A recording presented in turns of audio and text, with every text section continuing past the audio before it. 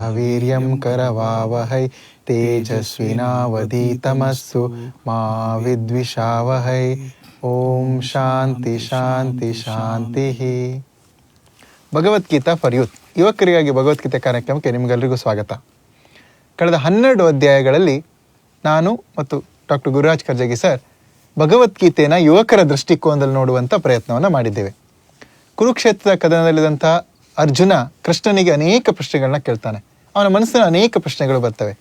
ಆ ಇವತ್ತಿನ ಯುವಕರ ಮನಸ್ಥಿತಿ, ಯುವಕರ ಮನಸ್ಥಿತಿ ಮತ್ತು ಕೃಷ್ಣ ಅದಕ್ಕೆ ಕೊಟ್ಟಂಥ ಉತ್ತರಗಳು, ಭಗವದ್ಗೀತೆ 700 ಶ್ಲೋಕಗಳು, ಆ ಉತ್ತರಗಳು ಇವತ್ತಿಗೂ ಎಷ್ಟು ಪ್ರಸ್ತುತ ಅನ್ನೋದನ್ನು ನೋಡ್ಕೊಂಡು ಬಂದಿದ್ದೇವೆ ಸರ್. ಕಳೆದ ಅಧ್ಯಾಯ ಭಕ್ತಿ ಯೋಗ, ಅಂದರೆ ವಿಶ್ವರೂಪ ಆದ ಮೇಲೆ ಅರ್ಜುನ ವಿಶ್ವರೂಪವನ್ನು ನೋಡಿದ ಮೇಲೆ ಭಕ್ತಿ ಯೋಗದ ಬಗ್ಗೆ ಕೃಷ್ಣ ಹೇಳ್ತಾನೆ. ಅಂದರೆ ತನಗೆ ಯಾರು ಪ್ರಿಯರು, ತನ್ನ ಹತ್ರ ಯಾರು ಬರ್ಬೋದು, ತನ್ನ ಹತ್ರ ಬರುವಂಥ ಮಾರ್ಗಗಳು ಯಾವುದು ಅಂತ ಹೇಳ್ತಾನೆ. ಈಗ 13ನೇ ಅಧ್ಯಾಯದಲ್ಲಿ ಸರ್ ಕ್ಷೇತ್ರಜ್ಞ ಯೋಗ ಅಂತಿದೆಯಲ್ಲ, ನಾನು ಅದನ್ನ ದೇಹ, ಆತ್ಮ, ಪರಮಾತ್ಮ, ಜ್ಞಾನ, ಈ 4 ವಿಚಾರಗಳ ಬಗ್ಗೆ ಅರ್ಥ ಮಾಡ್ಕೊಳ್ಳುವಂಥ ಪ್ರಯತ್ನ.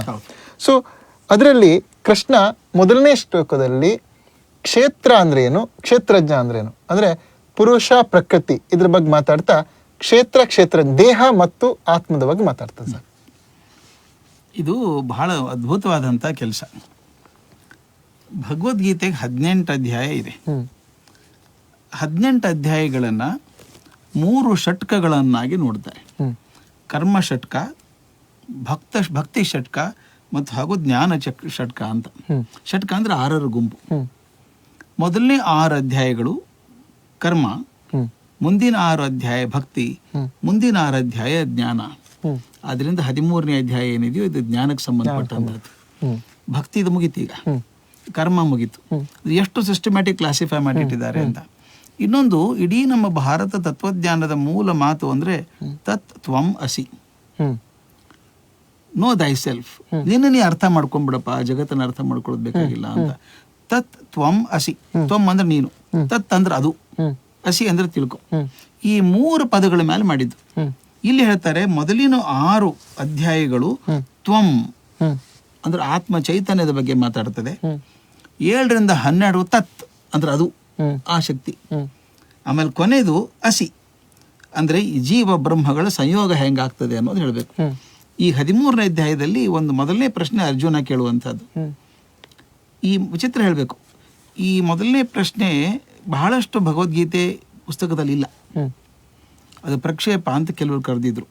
ಇವನ್ ಶಂಕರಾಚಾರ್ಯರು ಕೂಡ ಹಾಗೆ ಹೇಳ್ತಾರೆ, ರಾಮಾನುಜಾಚಾರ್ಯರು ಕೂಡ ಇದು ಮೊದಲೇ ಪ್ರಕ್ಷೇಪ ಅಂತ ಹೇಳ್ತಾರೆ. ಆದ್ರೆ ಬಹಳಷ್ಟು ಗ್ರಂಥಗಳಲ್ಲಿ ಅದನ್ನು ಟೀಕೆಯನ್ನು ಮಾಡಿರೋದ್ರಿಂದ ಅದನ್ನು ಭಾಗ ಅಂತ ತಗೊಂಡಿದ್ದಾರೆ. ಮೊದಲನೇ ಪ್ರಶ್ನೆ ಕೃಷ್ಣ ಹೇಳೋದು ಹೆಂಗ, ಪ್ರಶ್ನೆ ಚೆನ್ನಾಗಿದೆ. ಪ್ರಕೃತಿಂ ಪುರುಷಂ ಚೈವ ಕ್ಷೇತ್ರಂ ಕ್ಷೇತ್ರಜ್ಞಮೇವ ಚ ಏತದ್ ವೇದಿತುಮಿಚ್ಛಾಮಿ ಜ್ಞಾನಂ ದೇಯಂ ಚ ಕೇಶವ ಅಂತ.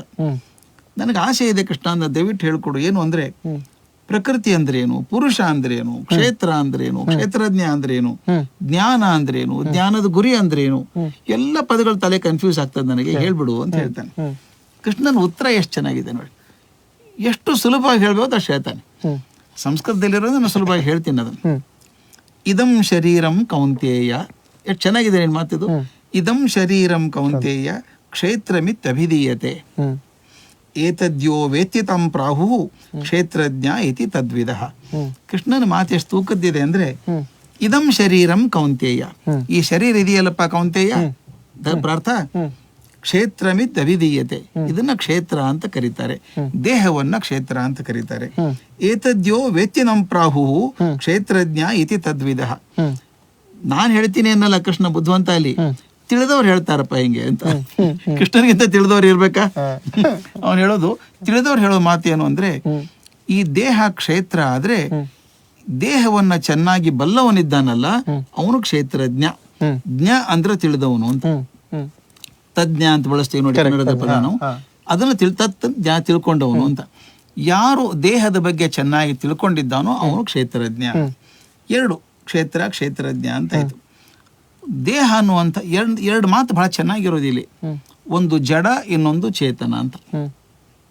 ಒಂದು ಜಡ, ದೇಹ ಜಡ, ಇದು ಒಳಗಿರುವಂತ ಶಕ್ತಿ ಚೇತನ. ತಾವು ನಿಲ್ಕೊಳ್ಳಿ, ಮಲ್ಕೊಂಡಿರ್ತೀವಿ ನಾವು 6 ತಾಸು 7 ತಾಸು ಮಲ್ಕೋತೀವಿ, ಕೊರಡು ಬಿದ್ದಂಗೆ ಬಿದ್ದಿರ್ತೀವಿ, ಏನೇನೂ ಪ್ರಜ್ಞೆ ಇಲ್ಲ ಅದಕ್ಕೆ. ಆದ್ರೆ ಒಳಗಡೆ ಚೇತನ ಎದ್ದು ಕೂತಾಗ ತಕ್ಷಣ ಜಗತ್ತೇ ಓಪನ್ ಆಗ್ಬಿಡುತ್ತೆ. ಹಾಗೆ ಜಡ ಮತ್ತು ಚೇತನ ಎರಡೂ ಇದ್ದಾವೆ.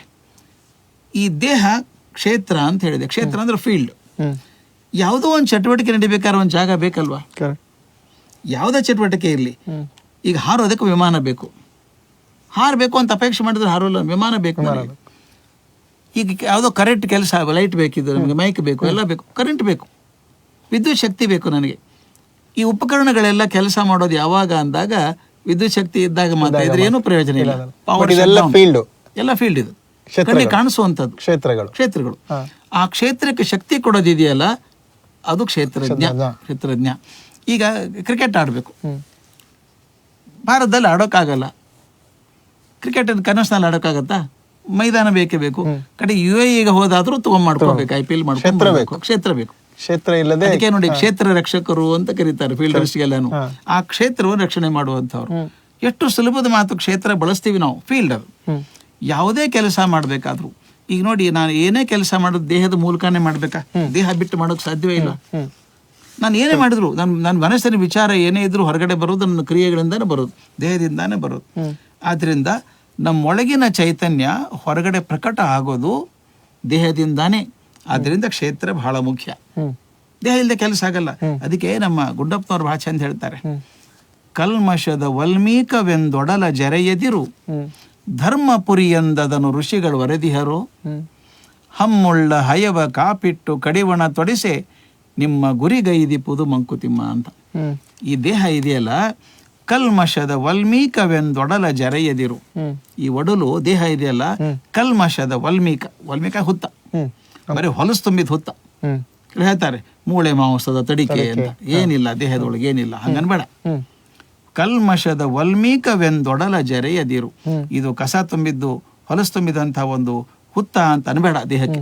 ಯಾಕಂದ್ರೆ ಬ್ರಹ್ಮಪುರಿ ಎಂದಿದನು ಋಷಿಗಳು ವರದಿಹರು. ಋಷಿಗಳು ಇದನ್ನೇ ಬ್ರಹ್ಮಪುರಿ ಎಂದು ಕರೆದಿದ್ದಾರೆ. ಏನು ಸಾಧನೆ ಮಾಡಿ ಇದ್ರ ಮೂಲಕನೇ ಮಾಡ್ಬೇಕಲ್ಲ ನೀವು. ನೀವು ಎಂತ ಅದ್ಭುತ ಕ್ರಿಕೆಟರ್ ಆದ್ರೂ ಹೋಗಿ ಆಡ್ಬೇಕಲ್ಲಿ. ಅಂದ್ರೆ ದೇಹ ಬೇಕೇ ಬೇಕು. ಬ್ರಹ್ಮಪುರಿ ಎಂದದನು ಋಷಿಗಳು ವರದಿಹರು ಹಮ್ಮುಳ್ಳ ಹಯವ ಕಾಪಿಟ್ಟು ಕಡಿವಣ ತೊಡಿಸೆ ನಿಮ್ಮ ಗುರಿಗೈದಿಪುದು ಮಂಕುತಿಮ್ಮ. ಅದ್ಭುತಪ್ಪ ಮಾತಿದೆ. ಹಮ್ಮುಳ್ಳ ಹಯ, ಇದು ದೇಹ ಅಂದ್ರೆ ಕುದುರೆ ಇದ್ದಂಗೆ. ಅದು ಶಕ್ತಿ ಇರೋದು, ಹಮ್ಮುಳ್ಳದ್ದು ಶಕ್ತಿ ಇರುವಂತ ಕುದುರೆ. ಅದನ್ನ ಹಮ್ಮುಳ್ಳ ಹಯವ ಕಾಪಿಟ್ಟು ಚೆನ್ನಾಗಿ ಅದು ನೋಡ್ಕೊಂಡು ಕಡಿವಣ ತೊಡಿಸೆ. ಬರೀ ನೀವು ಊಟಕ್ಕೆ ಹಾಕಿ ಚೆನ್ನಾಗಿ ಮಾಡಿದ್ರಲ್ಲ, ಕಡಿವಾಣನೂ ಸರಿಯಾಗಿರ್ಬೇಕು. ಆ ಹಮ್ಮುಳ್ಳ ಹಯಕ್ಕೆ ಊಟ ಹಾಕಿ ಚೆನ್ನಾಗಿ ನೋಡಿ ಕಡಿವಾಣ ಹಾಕಿ ಬಿಗಿ ಹಿಡ್ಕೊಂಡ್ರೆ ನಿಮ್ಮ ಗುರಿಗೈದಿಪುದು ಮಂಕುತಿಮ್ಮ. ನಿಮ್ಮ ಆಧ್ಯಾತ್ಮಿಕ ಗುರಿ ಆಗ್ಬಹುದು, ದೈಹಿಕ ಗುರಿ ಆಗಬಹುದು. ಗುರಿ ಮುಟ್ಟೋದಕ್ಕೆ ಶಕ್ತಿ ದೇಹ ಬೇಕೇ ಬೇಕು. ಆ ದೇಹವನ್ನ ಚೆನ್ನಾಗಿ ಕಾಪಾಡಿಕೊಂಡು ಅದನ್ನ ಕಡಿವಾಣನೂ ಹಾಕಬೇಕು, ಸಂಯಮ ಮಾಡ್ಕೋಬೇಕು, ಅಂತ ನಿಮ್ ಗುರಿ ಮುಟ್ಟತ್ತೆ ಅಂತ. ಕ್ಷೇತ್ರ ಇಲ್ಲದೆ ಕ್ಷೇತ್ರಜ್ಞನ ಈಗ ಆಗೋಲ್ಲ. ನಾನು ಕಲ್ಪನೆ ಮಾಡ್ತಾ ಇದ್ದೆ, ಇದೊಂದು ಉದಾಹರಣೆ ಕೊಡ್ಬೇಕು, ಜಡ ಚೈತನ್ಯ ಕೊಡ್ಬೇಕಾದ್ರೆ ಹೇಗೆ ಅಂತ. ನಾನು ಡೆಟ್ರಾಯ್ಟ್ ಅಲ್ಲಿ ಇದ್ದಾಗ, ಅದು ಮೋಟರ್ ಸಿಟಿ ಅಂತಾರೆ, ಕಾರ್ ಮ್ಯಾನುಫ್ಯಾಕ್ಚರಿಂಗ್ ಕಂಪನಿಗೆ ಹೋಗಿದ್ದೆ ನೋಡೋದಕ್ಕೆ. ಸುಮಾರು 6-7 ನಿಮಿಷಕ್ಕೆ ಒಂದು ಕಾರ್ ಬಂದ್ಬಿಡುತ್ತೆ. ಅಸೆಂಬ್ಲಿ ಲೈನ್ ಅಂತ ಇರ್ತದೆ. ಅಲ್ಲಿ ನೋಡ್ತಾಗ ಚಾಸ್ತಿ ಬಂದಿಟ್ಕೋತಾರೆ. ಆಮೇಲೆ ಮ್ಯಾಲಿನ ಬಾಡಿ ತಂದಿಡ್ತಾರೆ. ಆ ಚಕ್ಕ ಬೋಲ್ಟ್ ನಟ್ ಆಗುತ್ತೆ, ಎಲ್ಲ ರೋಬೋಟೇ ಆಗ್ತದೆ ಪೂರ ಎಲ್ಲಾನು. ಆಮೇಲೆ ಡೋರ್ ಬಂದು ಕೂತ್ಕೊಳ್ಳುತ್ತದೆ, ಸ್ಟೇರಿಂಗ್ ವೀಲ್ ಕೂತ್ಕೊಳ್ಳುತ್ತೆ, ಆಮೇಲೆ ಎಲ್ಲೋ ಒಂದು ಮಷೀನ್ ಇಂಜಿನ್ ಇಳಿತದೆ. ದಯವಿಟ್ಟು ನೋಡಿ ಅನಿಲ್, ಅಲ್ಲಿರೋದೆಲ್ಲ ಕಬ್ಬಿಣದ ಪಾರ್ಟ್ಸು, ಪ್ಲಾಸ್ಟಿಕ್ ಪಾರ್ಟು, ಚರ್ಮ, ಮೂರೇ ಇರೋದು. ಸೀಟಿಗೆಲ್ಲ ಲೆದರ್ ಹಾಕ್ತಾರೆ. ಅದೆಲ್ಲ ಒಂದಕ್ಕಾದ್ರೂ ಜೀವ ಇದೆಯಾ? ಆ ಪಾರ್ಟ್ಸ್ ಎಲ್ಲ ಹರಡಿಡಿ ನೆಲದ ಮೇಲೆ ನೋಡೋಣ, ಒಂದಕ್ಕೂ ಜೀವ ಇಲ್ಲ. ಆದ್ರೆ ಎಲ್ಲ ಸರಿಯಾದ ರೀತಿಯಲ್ಲಿ ಕೂತ್ಕೊಂಡು ಅದಕ್ಕೊಂದಿಷ್ಟು ಪೆಟ್ರೋಲ್ ಹಾಕಿ ಹಿಂಗೆ ತಿರುಗಿಸಿದ್ರೆ ತಾಸಿಗೆ 200 ಕಿಲೋಮೀಟರ್ ಓಡುತ್ತೆ. ಜಡವಾದದ್ದು ಚೈತನ್ಯ ಆದದ್ದು ಹೇಗೆ? ಪೆಟ್ರೋಲ್ ಇದೆಯಲ್ಲ, ಪೆಟ್ರೋಲ್ ಆ ಸ್ಪಾರ್ಕ್ ಇದೆ, ಅದು ಬಂದದಕ್ಕೆ ಆಗ್ಬಿಡುತ್ತೆ. ಹಾಗೆ ನಮ್ಮ ದೇಹದಲ್ಲಿ ಇದೆಲ್ಲ ಸ್ಪೇರ್ ಪಾರ್ಟ್ಸ್ ಇವು, ಒಂದಕ್ಕೂ ಜೀವ ಇಲ್ಲ. ಅದ್ರ ಒಳಗೆ ಚೈತನ್ಯ ಅನ್ನೋದು ಹೋಯ್ತೋ ಅದು ಓಡೋಕ್ ಸ್ಪಾರ್ಕ್ ಬಂದ್ಬಿಡುತ್ತೆ. ಅಂದ್ರೆ ಒಳಗಿರುವಂತಹ ಚೈತನ್ಯ ಇದೆಯಲ್ಲ, ಅದು ಕ್ಷೇತ್ರಜ್ಞ. ವಿದ್ಯುತ್ ಶಕ್ತಿ ಇದೆ, ವಿದ್ಯುತ್ ಶಕ್ತಿ ಇದ್ರೆ ಎಲ್ಲ ಕೆಲಸ ಮಾಡ್ತವೆ, ಎಲ್ಲ ಉಪಕರಣಗಳು ಕೆಲಸ ಮಾಡ್ತವೆ. ಮತ್ತೆ ಉಪಕರಣ ಕೆಲಸನೇ ಮಾಡಲ್ಲ ವಿದ್ಯುತ್ ಶಕ್ತಿ ಇಲ್ಲದೆ ಹೋದ್ರೆ. ಅವು ಕ್ಷೇತ್ರ, ಒಳಗಿರುವಂತ ವಿದ್ಯುತ್ ಕ್ಷೇತ್ರಜ್ಞ. ಯಾವುದು ಚೈತನ್ಯ ಸ್ವರೂಪವಾಗಿದೆಯೋ ಅದು ಕ್ಷೇತ್ರಜ್ಞ. ಯಾವುದು ಚೈತನ್ಯಕ್ಕೆ ದಾರಿ ಆಗಿದೆಯೋ, ಮಾರ್ಗ ಆಗಿದೆಯೋ, ಉಪಕರಣ ಆಗಿದೆಯೋ ಅದು ಕ್ಷೇತ್ರ. ಆ ಕ್ಷೇತ್ರಜ್ಞವನ್ನ ಎಷ್ಟು ಚಂದ ಹೇಳ್ತಾರೆ. ಎಲ್ಲಿವರೆಗೂ ಶರೀರದಲ್ಲಿ ಆ ಚೈತನ್ಯ ಇದೆಯೋ ಅದು ಚೈತನ್ಯ ರೂಪ ಸ್ವರೂಪ ದೇಹ. ಒಂದು ಕ್ಷಣ ಅದು ಚೈತನ್ಯ ಹೊರಗೆ ಹೋದ ತಕ್ಷಣ ಕಟ್ಟಿಗೆ, ಏನು ಪ್ರಯೋಜನ ಇಲ್ಲ, ಏನೇನು ಆಗಲ್ಲ. ಆ ಕ್ಷೇತ್ರದಲ್ಲಿ ನಡೆಯುವ ಆಕ್ಟಿವಿಟಿ ಯಾವುದು, ದೇಹದಲ್ಲಿ ನಡೆಯುವಂತ ಆಕ್ಟಿವಿಟಿಗಳು ಯಾವುದು ಅಂತಾನು ಲಿಸ್ಟ್ ಭಾರಿ ಪಟ್ಟಿ ಮಾಡ್ತಾನೆ. ಕೃಷ್ಣ ಹೇಳುವಂತ ರೀತಿ ಬಹಳ ಚೆನ್ನಾಗಿದೆ. ಹಾಗೆ ಮತ್ತೆ ಸೈಂಟಿಫಿಕ್, ಎಷ್ಟು ಸೈಂಟಿಫಿಕ್ ಇದೆ ಅಂದ್ರೆ ನಮ್ಮ ನಿಜ ರೂಪ ಅರ್ಥ ಮಾಡ್ಕೊಳ್ಳೋದು ಹೇಗೆ ನಾವು ತಂದಾಗ ಹೇಳ್ತಾನೆ, ನಾನು ಬರೀ ದೇಹ ಅಲ್ಲ. ಎರಡು ಇದ್ದಾಗ ಮಾತ್ರ ಒಂದು ಹೆಸರು. ನಾನು ಹೋಸಲ್ ಹೇಳಿದ್ದೆ ಅದನ್ನ. ಯಾರೋ ಪ್ರಧಾನ ಮಂತ್ರಿ ಆಗ್ಲಿ, ರಾಷ್ಟ್ರಪತಿ ಆಗ್ಲಿ, ಯಾರೋ ದೊಡ್ಡ ಸೈಂಟಿಸ್ಟ್ ಆಗ್ಲಿ, ಅವ್ರಿದ್ದಾಗ ಅವ್ರು ಬಂದ್ರು, ಇವ್ರು ಹೋದ್ರು, ಅವ್ರು ಹೇಳಿದ್ರು ಅಂತೀವಿ. ಅವರು ಪ್ರಾಣ ಹೋದ ಮರುದಿವಸ ಮರು ಕ್ಷಣಕ್ಕೆ ಅವರ ದೇಹವನ್ನ ತಂದಿದ್ದೇವೆ ಅಂತಾರೆ. ಅವರೆಲ್ಲ ಹೋದ್ರು, ಶರೀರ, ಅವರ ಪಾರ್ಥಿವ ಶರೀರ ಅವರಲ್ಲ ಅದು. ಅಂದ್ರೆ ಅವರಿಲ್ಲ, ಎಲ್ಲಿ ಹೋದ್ರು ಅವರು ಗೊತ್ತಿಲ್ಲ. ಅದಕ್ಕೆ ಹೇಳ್ತಾನೆ, ನಾನು ಬರೀ ದೇಹ ಅಲ್ಲ, ಈ ದೇಹದೊಳಗೆ 24 ಅಂಶಗಳಿದ್ದಾವೆ ಅಂತ ಹೇಳ್ತಾನೆ. ಎಷ್ಟು ಲಾಜಿಕಲ್ ಇದೆ, ಬಯೋಲಾಜಿಕಲಿ ಕರೆಕ್ಟ್ ಆಲ್ಸೋ. 24 ಅಂಶಗಳಿದ್ದಾವೆ ನನ್ನ ದೇಹದೊಳಗೆ, ಅವೆಲ್ಲ ಸೇರಿ ಕ್ಷೇತ್ರ ಅಂತ ಆಗಿದೆ. ಅದ್ರೊಳಗೆ ಯಾವ್ಯಾವ ಇದಾವೆ? ಪಂಚ ಮಹಾಭೂತಗಳು 5, ಅಗ್ನಿ, ವಾಯು, ತೇಜ ಎಲ್ಲ ಇದಾವೆ. ಕರ್ಮೇಂದ್ರಿಯಗಳು 5, ಜ್ಞಾನೇಂದ್ರಿಯಗಳು 5, ಇಂದ್ರಿಯ ಗೋಚರಗಳು 5. ಇದ್ರ ಜೊತೆಗೆ ಒಂದು ಅಹಂಕಾರ, ಒಂದು ಬುದ್ಧಿ, ಒಂದು ಮನಸ್ಸು, ಇನ್ನೊಂದು ಅವ್ಯಕ್ತವಾದ ಸೃಷ್ಟಿ ಶಕ್ತಿ ಅಂತ. ಮನುಷ್ಯನ ದೇಹಕ್ಕೆ ಮಾತ್ರ ಸೃಷ್ಟಿ ಮಾಡೋ ಶಕ್ತಿ ಇದೆ, ಅಂದ್ರೆ ದೇಹಕ್ಕೆ ಮಾತ್ರ. ಪಕ್ಷಿಗಳು, ಪ್ರಾಣಿಗಳು ಮಾಡ್ತವೆ. ಆ ಸೃಷ್ಟಿ ಮಾಡುವಂತ ಶಕ್ತಿ ಇದೆಯಲ್ಲ, ನಾವು ಭಗವಂತ ಮಾಡ್ತಾನೆ ಅಂತೀವಿ, ಆ ಶಕ್ತಿ ನಿಮಗೆ ಕೊಟ್ಟಿದ್ದಾನೆ. ಇದು ಅವ್ಯಕ್ತವಾದಂತ ಸೃಷ್ಟಿ. ಈ ಸೃಷ್ಟಿ ಶಕ್ತಿಯನ್ನ ಇವೆಲ್ಲ ಸೇರಿದಾಗ 24 ಅಂಶ. ಇವು 24 ಅಂಶ ಒಂದಕ್ಕೊಂದು ಸೇರ್ಕೋತವೆ. ಈ ಪರ್ಮಿಟೇಷನ್ ಕಾಂಬಿನೇಷನ್ ಅಂತೀವಿ ನಾವು. 24 ತಮ್ಮೊಳಗೆ ಸಂಯೋಜನೆ ಹೊಂದಿದಾಗ ಅನೇಕ ಕ್ಷೇತ್ರಗಳಾಗ್ತವೆ, ಅಷ್ಟು ಚಟುವಟಿಕೆಗಳು. ಸೊ ಕ್ಷೇತ್ರ ಚಟುವಟಿಕೆಗಳು ಈ ಎಲ್ಲ ಅಂಶಗಳ ಕಾಂಬಿನೇಷನ್ ಎಷ್ಟು ಚೆನ್ನಾಗಿದೆ ಗೊತ್ತಾ? ಅಹಂಕಾರ, ಬುದ್ಧಿ ಸೇರ್ಕೊಂಡ್ಬಿಟ್ರೆ ದರ್ಪ ಬಂದ್ಬಿಡುತ್ತೆ. ಅಹಂಕಾರ, ಪಂಚಮಹಾಭೂತಗಳು ಮನಸ್ಸಿನೊಳಗೆ ಬುದ್ಧಿ ಸೇರ್ಕೊಂಡ್ಬಿಟ್ರೆ ಮನಸ್ಸು ಬುದ್ಧಿನೇ ಬೇರೆ ಆಗ್ತದೆ. ಎಲ್ಲವೂ ಒಂದಕ್ಕೊಂದೊಂದು ಸೇರ್ಕೊಂಡು ಹೋದಾಗ ಅಷ್ಟು ಕ್ಷೇತ್ರಗಳಾಗ್ತವೆ. ಇನ್ನೊಂದು ಜ್ಞಾನನೂ ಇರ್ಬೇಕಾಗತ್ತೆ ಅಂತ. ದೇಹಕ್ಕೆ 6 ಬಗೆಯ ವ್ಯತ್ಯಾಸಗಳಾಗ್ತವೆ ಅಂತ ಕೃಷ್ಣ ಹೇಳ್ತಾನೆ. 6 ಬಗೆಯ ವ್ಯತ್ಯಾಸ ದೇಹಕ್ಕೆ ಆಗ್ತದೆ ಅಂತೆ. ಮೊದಲೇದು ಹುಟ್ಟೋದು, ಆಮೇಲೆ ಬೆಳೆಯೋದು, ಉಳಿಯೋದು, ಸೃಷ್ಟಿ ಮಾಡೋದು, ಕ್ಷಯಿಸೋದು, ಕೊನೆಗೆ ಮಾಯ ಆಗೋದು. ದೇಹ ಪ್ರತಿಯೊಂದು, ಯಾವುದೇ ದೇಹ, ಮನುಷ್ಯ ಆಗಲಿ ಯಾವುದೇ ಪ್ರಾಣಿ, ಅಮೀಬಾ ಹಿಡ್ಕೊಂಡು ಮನುಷ್ಯನವರೆಗೂ ಈ 6 ಹಂತದಲ್ಲಿ ಬದಲಾವಣೆ ಆಗ್ತಾವಂತೆ. ಎಷ್ಟು ಚೆನ್ನಾಗಿದೆ ನೋಡಿ. ಮೊದಲು ಹುಟ್ಟಬೇಕು, ಆಮೇಲೆ ಬೆಳಿಬೇಕು, ಉಳಿಬೇಕು, ಮತ್ತೊಂದನ್ನು ಸೃಷ್ಟಿ ಮಾಡಬೇಕು, ಆಮೇಲೆ ಕ್ಷಯ ಆಗಬೇಕು, ಕರಗಿ ಹೋಗ್ಬೇಕು, ಆಮೇಲೆ ಕೊನೆಗೆ ಮಾಯ ಆಗ್ಬೇಕು. ಇದನ್ನ ತಪ್ಪಿಸ್ಕೊಳ್ಳೋಕೆ ಸಾಧ್ಯವೇ ಇಲ್ಲ, ಯಾವುದೇ ಜೀವ ತಪ್ಪಿಸ್ಕೊಳ್ಳೋಕೆ ಸಾಧ್ಯ ಇಲ್ಲ. ಆದ್ರಿಂದ ಈ ದೇಹ ಅನಿತ್ಯವಾದದ್ದು. ದೇಹದಲ್ಲಿ ಎಲ್ಲ ಇದಾವೆ, 24 ಇದಾವೆ, ಆದ್ರೆ ದೇಹ ಗ್ಯಾರಂಟಿ ಇಲ್ಲ, ಅನಿತ್ಯವಾದದ್ದು. ಇದ್ರ ಒಡೆಯ ಇದ್ದಾನಲ್ಲ ಒಳಗೆ ಕ್ಷೇತ್ರಜ್ಞ, ಅವನು ಶಾಶ್ವತ. ಈಗ ಒಂದು ಫಟ್ ಅಂತ ಬಲ್ಬ್ ಬಡದು ಹೋಗ್ಬಿಡುತ್ತೆ, ಪವರ್ ಇದೆ, ಕರೆಂಟ್ ಅಲ್ಲೇ ಇದೆ ಅದು. ಅದರಿಂದ ಬಲ್ಬ್ ಹೋಯ್ತು ಹೊರತ ಪವರ್ ಏನಾಗ್ಲಿಲ್ಲ. ಯಾವುದೇ ಇನ್ಸ್ಟ್ರೂಮೆಂಟ್ ಸುಟ್ಟು ಹೋಗ್ಬೋದು, ಎಲೆಕ್ಟ್ರಿಸಿಟಿ ಇದ್ದೇ ಇರುತ್ತೆ, ಇದ್ದೇ ಇರುತ್ತೆ. ಆದ್ರಿಂದ ಹೇಳ್ತಾನೆ ಕ್ಷೇತ್ರಜ್ಞ ಶಾಶ್ವತವಾಗಿರ್ತಾನೆ. ಈ ಕ್ಷೇತ್ರ ಮರೆಯಾಗಿ ಹೋಗಬಹುದು, ಬದಲಾಗಬಹುದು. ಈಗ ನೋಡಿ, ಭಾರತದಲ್ಲಿ ಕ್ರಿಕೆಟ್ ಗ್ರೌಂಡ್ ಇಲ್ಲ ಅಂತ ಹೋಗಿ ನಾವು ಶಾರ್ಜಾದಲ್ಲೋ ದುಬೈದಲ್ಲೋ ಮಾಡ್ಕೊಂಡ್ ಬರ್ತೀವಿ. ಇಲ್ಲಿ ಗ್ರೌಂಡ್ ಇಲ್ಲ ಅಂತ ಇದೆ, ಈಗ ಅಲ್ಲಿ ಹೋಯ್ತದ ಅಷ್ಟೇನೆ. ಮ್ಯಾಚ್ ಆಯ್ತು, ಆಕ್ಟಿವಿಟಿ ಆಯ್ತು, ಆದ್ರೆ ಇಲ್ಲಿ ಆಗ್ಬೇಕಂತಿಲ್ಲ, ಬೇರೆ ಕಡೆ ಕ್ಷೇತ್ರಜ್ಞ ಬೇರೆ ಕ್ಷೇತ್ರಕ್ಕೆ ಹೋಗ್ಬೋದು. ಅದೇ ರೀತಿ ಆತ್ಮ ಈ ದೇಹವನ್ನ ಬಿಟ್ಟು ಇನ್ನೊಂದು ಬೇರೆ ಕಡೆ ಹೋಗ್ತದೆ. ಅಂದ್ರೆ ಈ ದೇಹ ಕೇವಲ ಆಕ್ಟಿವಿಟಿ ಮಾಡುವಂತ ಒಂದು ಕ್ಷೇತ್ರ. ಹೌದು. ಅದಕ್ಕೆ ಇನ್ನೊಂದು ಧೈರ್ಯನೂ ಕೊಡ್ತಾನೆ ಕೃಷ್ಣ. ದೇಹ ಶಾಶ್ವತ ಅಲ್ಲ ಅಂತಂದ್ರೆ ಹಾಗೆ ನಿರಾಶೆ ಆಗ್ಬೇಡಪ್ಪ ನೀನು, ನಾನು ಅಶಕ್ತನೂ ಅಲ್ಲ. ಈ ಕರೆಂಟ್ ಇದೆಯಲ್ಲ, ಸ್ಮಾಲ್ LED ಬಲ್ಬ್ ಹಾಕಿರ್ತೀವಿ ನಾವು, ಎಲ್ಲೋ ಸಣ್ಣ ಇಷ್ಟೇ ಬಲ್ಬು, ಅದಕ್ಕೂ ಕರೆಂಟ್ ಬೇಕು. 1000 ವ್ಯಾಟ್ ಬಲ್ಬಿಗೂ ಕರೆಂಟ್ ಬೇಕು. ಅದೇ ಸ್ಪಾರ್ಕ್. ಅದರಿಂದ ನಾ ಸಣ್ಣ ಬಲ್ಬ್ ಒಂದು ದುಃಖ ಅನ್ಬೇಡ, ನೀನು ಸಿಗೋದು ಅದೇ ಪವರೇ ಸಿಕ್ಕಿರೋದು. ಅದರಿಂದ ಸಾಧ್ಯವಾದಂಥ ಅದ್ಭುತವಾದಂಥ ಶಕ್ತಿಯ ಒಂದು ಕಿಡಿ ನಾನು ಅಂತ ನೀ ಅನ್ಕೊಂಡಾಗ ನೀ ಚೆನ್ನಾಗಿರ್ತೀಯ. ಕರೆಕ್ಟ್. ಚಿಕ್ಕ ಗ್ರೌಂಡ್ ಇರಲಿ, ದೊಡ್ಡ ಗ್ರೌಂಡ್ ಇರಲಿ, ದೇಹ ಹೇಗೆ ಇರಲಿ, ಅದ್ರೊಳಗಿರುವಂತ ಒಬ್ಬ ಆತ್ಮ ಕ್ಷೇತ್ರಜ್ಞ ಶಕ್ತಿ ಎಲ್ಲರಲ್ಲೂ ಒಂದೇ. ಅದೇ ಒಂದೇ ಸ್ಪಾರ್ಕ್ ಒಂದೇ, ಅದು ಅಮ್ಮ ಶಾಶ್ವತ, ಅದು ಶಾಶ್ವತವಾದ. ಸೊ ಇನ್ನೊಂದು, ಈ ಕ್ಷೇತ್ರದಲ್ಲಿರುವಂತ ಯಾವ ತರ ಜ್ಞಾನ ಬೇಕು, ಈ ಕ್ಷೇತ್ರವನ್ನು ಅರ್ಥ ಮಾಡ್ಕೊಳ್ಳುವಂತ ಜ್ಞಾನ ಅವ್ನು ಹೇಳ್ತಾ ಬರ್ತಾನೆ. ಸರ್, ಅಂದ್ರೆ ಪ್ರೈಡ್ಲೆಸ್ನೆಸ್ಸು, ಹೌದು ಸರಳ ಜೀವನ, ಅಹಿಂಸಾ, ಹೌದು ಆ ಜ್ಞಾನಗಳು ಯಾವುದು? ಹೌದು, ಅದು ತುಂಬಾ ಹೇಳ್ತಾನೆ ಅವನು. ಅದು ಕೊನೆಗೆ ಅಧ್ಯಾಯದ ಕೊನೆಗೆ ಬರುವಂತಹದ್ದು ಮಾತು, ಹೇಗಾದ್ರೆ ನನಗೆ ಏನೇನಾದ್ರೂ ತಿಳಿತದೆ ನನಗೆ ಅಂತ ಹೇಳ್ತಾನೆ. ಯಾವ ರೀತಿಯನ್ನು ತಿಳ್ಕೋಬೇಕು ಅಂತ, ದೇವರನ್ನು ಕಾಣೋದಕ್ಕೆ ಬೇರೆ ಬೇರೆ ಅರ್ಹತೆಗಳು ಯಾವ್ದು ಬೇಕಾಗ್ತದೆ ನಮಗೆ ಅಂತ ಹೇಳ್ತಾನೆ. ಕ್ಷೇತ್ರ ಅಂದ್ರೆ ಗೊತ್ತಾಯ್ತು ನನಗೆ, ದೇಹ ಅಂತ ತಿಳ್ಕೊಂಡು. ಕ್ಷೇತ್ರಜ್ಞನ ಗೊತ್ತು ಮಾಡ್ಕೊಳ್ಳೋದು ಹೇಗೆ? ಇಬ್ರು ತಾನೆ, ಕ್ಷೇತ್ರಜ್ಞ ಎರಡು ಸೇರಿದಾಗ ಒಂದು ಚೈತನ್ಯ ಆಯ್ತು. ಕ್ಷೇತ್ರಜ್ಞನ ಗೊತ್ತು ಮಾಡ್ಕೊಳ್ಳೋದು ಹೇಗೆ?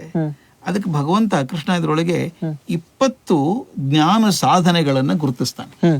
20 ಗುರುತಿಸ್ತಾನೆ, ಬಟ್ಟಿ ಮಾಡಿ ಇವುಗಳನ್ನ ಪ್ರಯತ್ನ ಮಾಡಿ ನೀವು ಸ್ವಲ್ಪ ಆದ್ರೂ ಸಾಧಿಸೋದಾದ್ರೆ ಆ ಕ್ಷೇತ್ರಜ್ಞನನ್ನ ಕಾಣಬಹುದು ಅಂತ ಹೇಳ್ತಾರೆ.